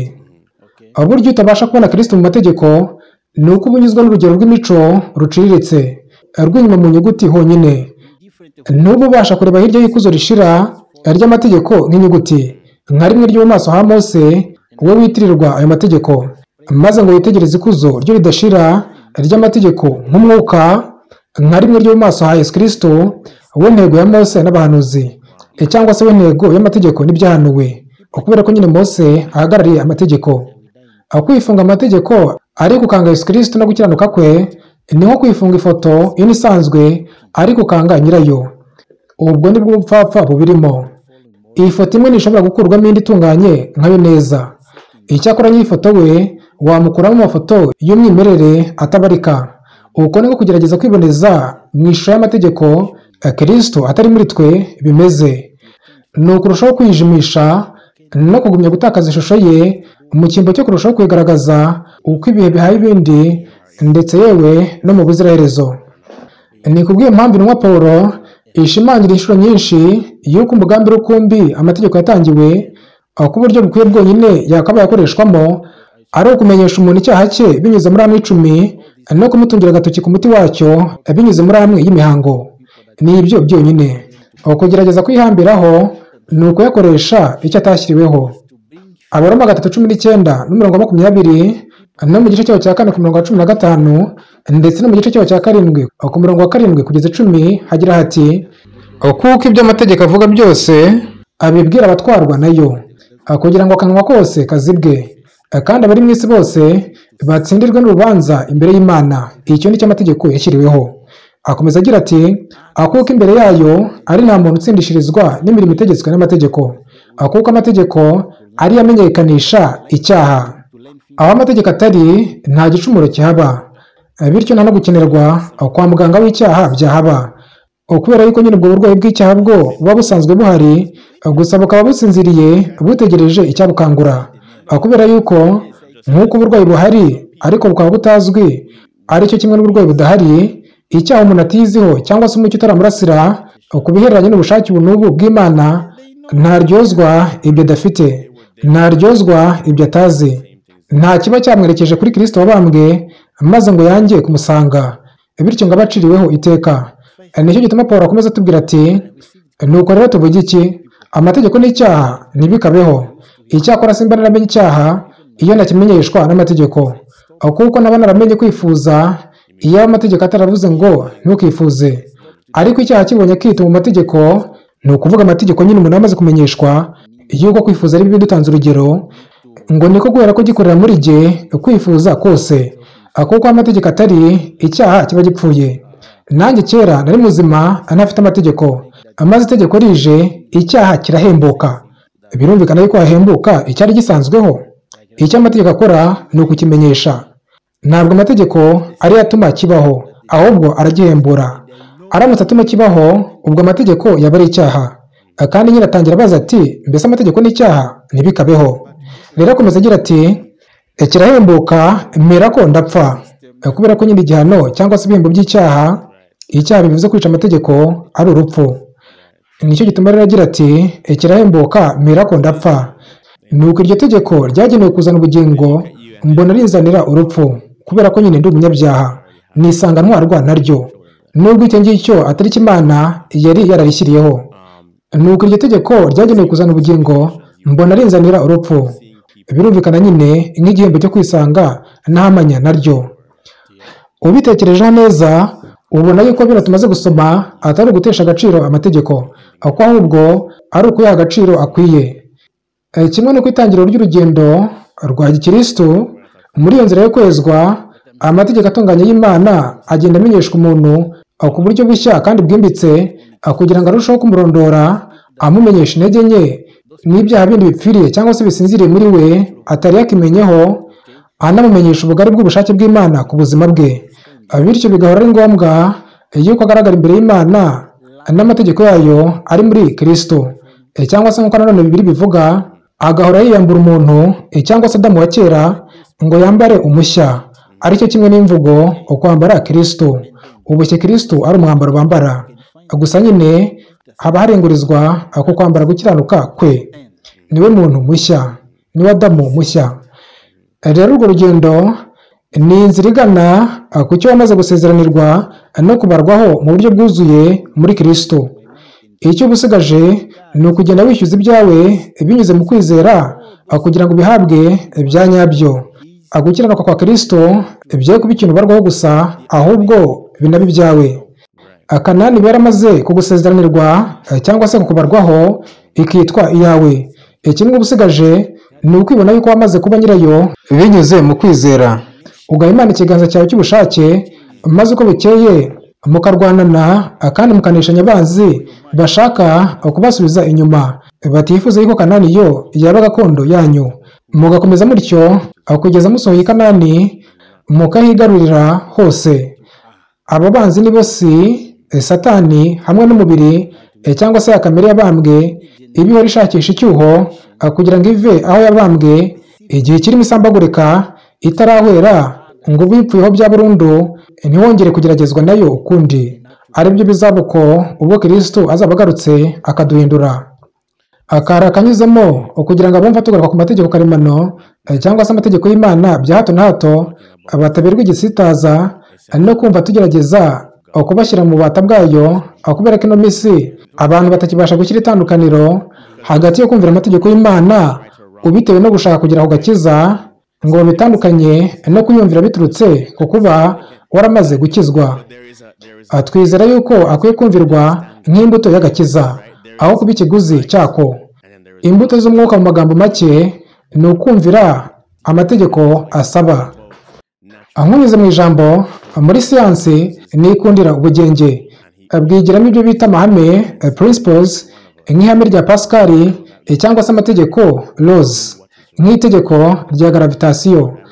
Rero hashingiye ku itegeko iri n'iri ry'ubugenge, ubyange byemere riba rihari rwose, niko biri. According to the law of physics, believe or not, the law is there. The law is there, right? If I go to according to the step to one building that has 10 floors. Ndamutse ngiye ku nyubako ifite amagorofa 10, nkajya ku igorofa rya 9, hanyuma nkavuga nti ngiye gusimbuka kandi sindi bupfe, nyamara itegeko nuko uri bupfe ubyange ubyemere. Hari itegeko rigena iyo kuba uri bupfe, nibyo niko biri. Icyo ni nacyo turiho tuvuga ku bihereranye n'amategeko kamere mbwiriza myifatire. Si ikibazo cy'ibyo wowe wifuza gukora, oya, ibyo witekerereza nuko wiyumva si byo bikonta, ahubwo hakonta amategeko kamere ahereranye n'imico mbonera, niko biri. Not about thinking, Right, it's about right. natural. Right. So just as there is a law of physics, Yes. there is a natural, there's a moral law. Ubwo rero nk'uko ari amategeko y'ubugenge, hari n'amategeko agenga imico mbonera, kandi Imana niyo muremyi wayo yombi. Nibyo rwose, umuremyi niwe wahanze amategeko y'ubugenge. Yuko iri hano ku isi maze ukajugunya ikintu hejuru mu kugerageza kuvuguruza imimerere kamere ugisanzemo, aho ko haba hari imbaraga kamere za gravitasiyo zikigaruza hasi. Iyi ikaba ariyo iba reaction cyangwa se inkurikizi, wabyishimira utabyishimira, sibyo se? Yego. Ni nawe wahanze amategeko ahereranye n'imico agena icyiza n'ikibi, kandi nawe kugerageza kwishyira hejuru yayo ngo uyavuguruze bigira reaction cyangwa se inkurikizi kamere zigana mu mva, bitinde bitebuke. Yego. Ubwo rero umuntu abasha kuba atazi yuko hari Imana, ntabe yaranumviseho Yesu, nyamara Imana yaremye n'amategeko mbonezamico, kandi buri mugerageza kuyumvira Imana iramwishimira. Yego. God loves this person. Yes. And the enemy, Lucifer, Satan, and then these evil angels, they hate those people. Ni mu gihe umwanzi Luciferi cyangwa se Satani nabo bamarayika babi abo banga bene abo bantu, sibyo se? Yego. Banga abantu bashaka kubaho bihuje n'amategeko y'imico mbonera yashyizweho n'Imana, sibyo se? Niko biri. Ubwo rero icyo uravuga ni uko hari abantu bicwa buri segonda, buri munota, bakunda ayo mategeko mbonezamico bakiyemeza kuyakurikiza. Yego. Abo nibo bari umuhigo wacu muri misiyo nyinshi cyane twajyagamo. Byari ukwica bene abo, cyangwa se kubangiza, kwangiza ubuzima bwabo se, cyangwa se kubashyiraho iterabwoba. Mbere yo kwica umuntu mu bifatika, urabanza ukamwica mu buryo bw'umwuka, ukamutera ubwoba. Iyo nguteye ubwoba, mbanishe kwizera kwawe. Kugira ngo tugutandukanye n'umuremyi wawe, twabanzaga kurimbura kwizera kwawe. Nicyo gituma ubwoba ari imbusane yo kwizera. Niko biri. Ubuze ikintu gikomeye rwose. Yego. Ni ibyo ngibyo. Ni ukubanza kwica kwizera kwawe. Reason why fear is the opposite of faith. That's so perfect. Yes, it's those things to kill first your faith.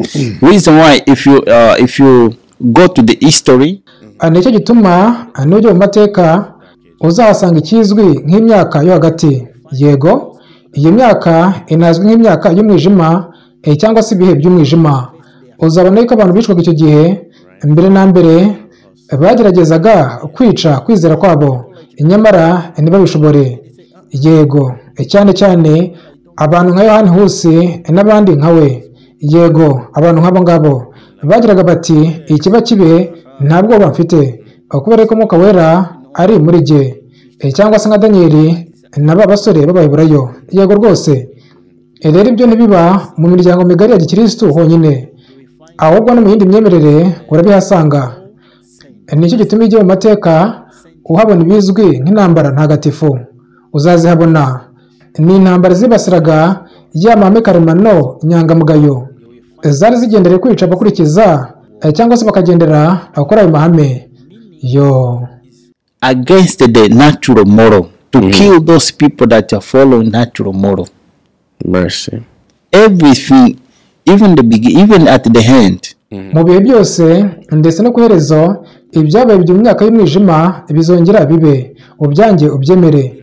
Ibyo nabyo rwose turabigarukaho. Rero ni ukuvuga yuko iyi yari misiyo yanyu. Byari kwica abahitamo kuboneza imibereho yabo abashingiye ku mategeko y'Imana cyangwa se amahame karemano mbwirizamuco nk'uko mwabyitaga. Yego. Icyo nifuza kumenya ni kino. Wavuze ko bamwe muri bo babaga baseka bishimye batarajwe ishinga no kuba bagiye gupfa. Yego. Kimwe mu byo nasomye mu gitabo cyawe ndetse nkanakumva ukigarukaho kenshi cyane mu Giportugali ariko ntukivuge mu Cyongereza, ni uko ngo abantu bamwe iyo mwabaga mwenda kubica, marayika w'Imana yemeraga yuko ibyabaga bigiye kubaho biba, gusa hakaba nubwo atabyemera.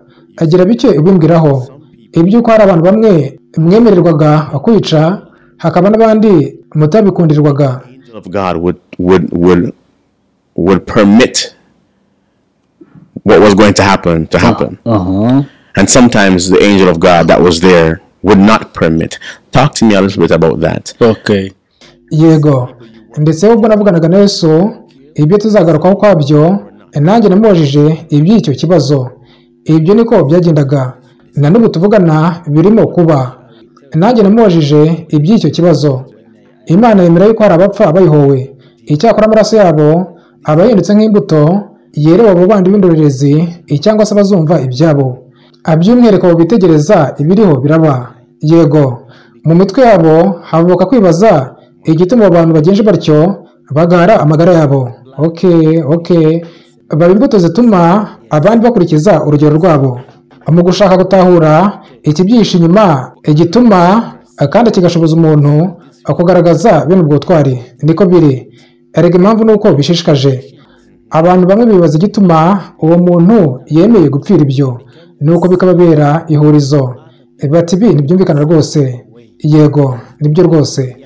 Unyibukije amagambo yo mu gitabo Intambara Ikomeye paje 634 avuga yuko nyuma y'irangira ry'imbabazi amaraso y'abahamya bakiranuka ba Kristo aramutse amenetse muri icyo gihe, ni ukuvuga nyuma y'irangira ry'imbabazi, ko ataba ari imbuto ibibwe guha Imana umusaruro nk'amaraso y'abantu bayihowe mbere yaho, yuko ubudahemuka bwabo butabera abandi ubuhamya bwo kubemeza ukuri, kuko imitima yabo izaba yinangiye yarenze imbabazi kugeza ubwo batakibasha kwisubiraho, ko ahubwo iyaba intungane azahanwaga mu maboko y'abanzi bazo, umutware w'umwijima yaba atsinze. Amfite byinshi cyane nakabaye mvuga kuri ibyo, gusa simbikora. Ikomereze. Yego, ni mu gihe ku bandi bantu ho Imana itabyemera, kubera yuko igihe cyabo kiba kitaragera, ibazigamira ikindi gihe muri ubwo buryo. And then others God don't allow because not that moment. He's keeping these people for another moment. Like that, because everything in this world, impamvu ni ukuvuga irya nyuma muri buri kimwe cyo muri ino si, kandi akagumya kubeshaho byose ari umuremyi. Iyo avuze oya, ntawe uba yashobora kurenga iryo jambo ngo agire icyo akora. Iyo afunguye urugi ntawe urufunga, kandi iyo rufunze ntawe urufungura. Niwe muremyi. he said no one we come beyond to do things. If it's open the door, no one will close. If close the door, no one will open. He's the creator. But in the great conflict, Icyakora intambara ikomeye ifite amategeko n'amabwiriza ayigenga aba atagomba kurengwaho n'impande zombi, n'umuremyi bwe arayakurikiza. Gusa iyo mvuze amahame kamere mbwirizamuco, simba mvuga ya nyigisho yabiterwa yuko ukuri kwanjye atari ko kwawe. Si ibyo mba ndiho ndavuga. Simvuga iby'uko umuntu ku giti cye yabyumva cyangwa se abitekereza. Oya, si ibyo ngibyo. Icyo ndiho ndavuga ni uko amahame kamere y'imyifatire mbonezabupfura ariyo kuri ntakuka. Ni ukuri kudahinduka aho wajya hose. Ni ihame karemano rihuriweho na bose.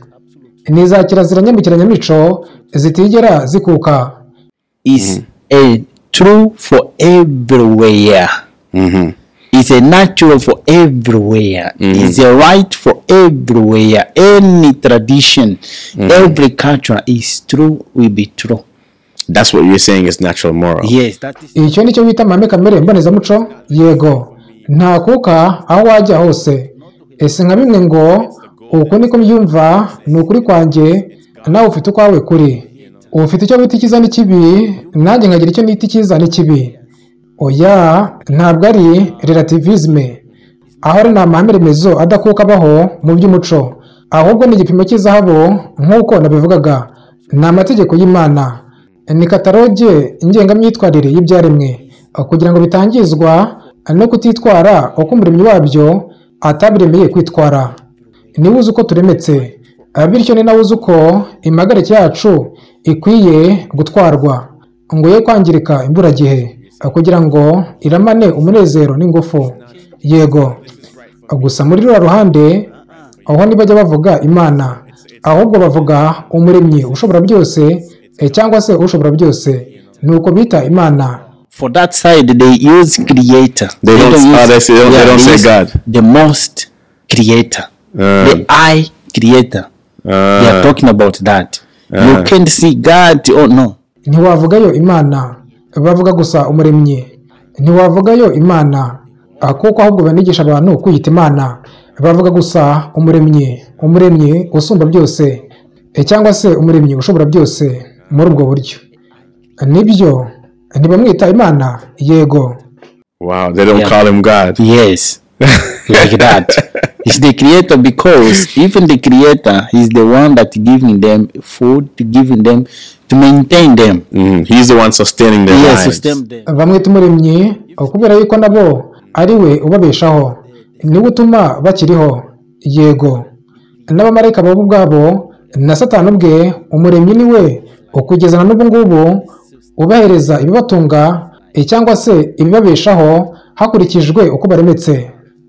Niko kuri nk'uko abahanuzi atumenyesha ko Imana itaremye ibiriho byose maze ngo iterere iyo ngiyo, ko ahubwo buri uko bukeye buri mwanya ibibeshaho mu mwanya birimo kugira ngo ubuzima bukomeze. Mu Bakolosayi 1:16-17 havuga yuko muri we arimo byose byaremewe, ari ibyo mu ijuru cyangwa ibyo mu isi, ibiboneka n'ibitaboneka, byose byaremwe nawe kandi byose bifatiye muri we, cyangwa se nanone ko muri yo arimo dufite ubugingo bwacu tugenda turiho nk'uko bivugwa mu byakozwe n'intumwa igice cya 19 ku murongo wa 28.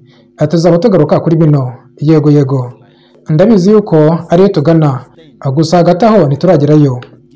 Gusa ntacyo nkunze yuko ubikomojeho, kubera yuko hari benshi cyane by'umwihariko muri sosiyete ya none bakunze kuvuga bati uku niko kuri kwanjye, bati rero ugerageza kwibasira ukuri kwanjye. Yego, gusa nk'uko babivugaga ntabwo ari ibya kwa kuri kwabiterwa, ahubwo ni ikibazo cy'ukuri kudakuka. Yego. But it's not about relative truth like you were saying. It's about absolute truth. Yes. What these enemies of our souls, my brothers and sisters, Abantu banze ubugingo bwacu bavandimwe mudukurikiye, intego yabo imwe ni ukudutera kunyuranya n'amategeko y'umuremyi. Numvise yuko ngo bataba bashaka kwita amategeko y'Imana, ahubwo bavuga amategeko y'umuremyi. Gusa nicyo kimwe, ni ukugira ngo twice amategeko y'Imana umuremyi, kandi ariyo gipimo cy'izabo cyangwa se cya zahabu, niyo agaragaza icyiza n'ikibi hatitawe ku by'ikindi gipimo dushobora kwishyiriraho. Ni igipimo kimwe kuri bose, ni amategeko ya zahabu. Intego yabo rukumbi ni ugutera abantu kuyica. Yego, nicyo kimwe n'ibyabaye mu murima w'Edeni ubwo Adamu na Eva bageragezwaga n'inzoka, cyangwa se ubwo Eva nyirizina yageragezwaga nayo, ikabaza iti ese koko Imana yababujije kurya ku mbuto z'igiti kiri hagati y'ingobyi? Iti mwagiye mureka ariko mwabuzwa n'iki se kukiryaho? Iti icyo ni ikinyoma wana, ni ubuyobe, ni imyumvire iciriritse ngo nimwakiryaho. Nibyo ko tubifitiye umudendezo, ariko se birakwiye nk'uko inzoka yari ibivuga? Dukwiye kugendana n'igipimo cya zahabu twiteguriwe n'Imana. we have the free will to, but should we? We should go with the golden standard, with what God has prepared for us. Because look where we are because of what we decided to do when we... Nawe se ndebera aho tugejejwe n'amahitamo twakoze ubwo twanyuranyaga n'Imana. Anyway, so sorry, go ahead. I want to say something. Mbo, yego, avuga icyo ushaka kuvuga. Hari ikindi mo nifuza gutambutsa. Yego, mu bihugu byose byo ku isi hari igitabo cy'amategeko kizwi nk'itegeko nshinga. Nta gihugu utazagisangamo, uzasanga buri gihugu gisanganywe amategeko kigenderaho. Ubu turaha muri kino gihugu, no mu kuhinjira twakurikije amategeko yaho. Kugira ngo viza yawe yemezwe usabwa kwemeza yuko uzumvira ayo mategeko. Okay? Amategeko yo mu cyawe igihugu nyine ni ayanyu. Hano ho uzakurikiza ano, niko biri. Iyo witekerereza yuko wahakorera icyo ushatse cyose ngo nuko ariko byemewe mu gihugu cyanyu, kandi we kitemeweyo uba wishoka. Ntawe uzakuzirika amaboko n'amaguru ngo akubuze umudendezo wo kuba wakora ibikujemo, gusa umenyeshwa ingaruka zabyo ukihinjira. Ese urankurikiye? Iyo utayakurikije ujya mu bucamanza, ujya mu rukiko, kandi iyo uhageze itegeko wishe niryo riguciraho iteka, ntabwo ari umucamanza. And to the court, the law that you broke is the law that will condemn you, not the judge. The judge will only read. Kimwe cy'umucamanza akora ni ukugusomera itegeko wishe n'inkurikizi zabyo akurikije uko bisanzwe byanditse. Aho nazabiterwa zambitekereza ukuntu uko, cyangwa se zanjye mbyumva gutya na gutya zikorayo. Ubu usabwa kugendera ku itegeko ryaho. ntuzanwa no kwitorera ayawe mategeko, ahubwo usanga ahari. Leta zunze ubumwe za Amerika zifite itegeko nshinga zaryo. Nibyo rwose. Iyo wishe itegeko ujya mu rukiko. Nibyo ko rwose wajya unitwaje umwunganizi wawe mu by'amategeko, gusa n'ahandi nawe nabe yatandukira ayo mategeko, aburana akurikije umujyi wayo. Ese urankurikiye? Yego. Umucamanza si uzaza kugushiraho iteka, ahubwo ni rya tegeko wishe niryo rikuryoza kuba waryishe kandi utari ukwiye kuryica. Uko ni nako biri ku mategeko y'Imana. Is the law that you broke. Is the same law that we ask you broke this one, not supposed to broke. It's the same way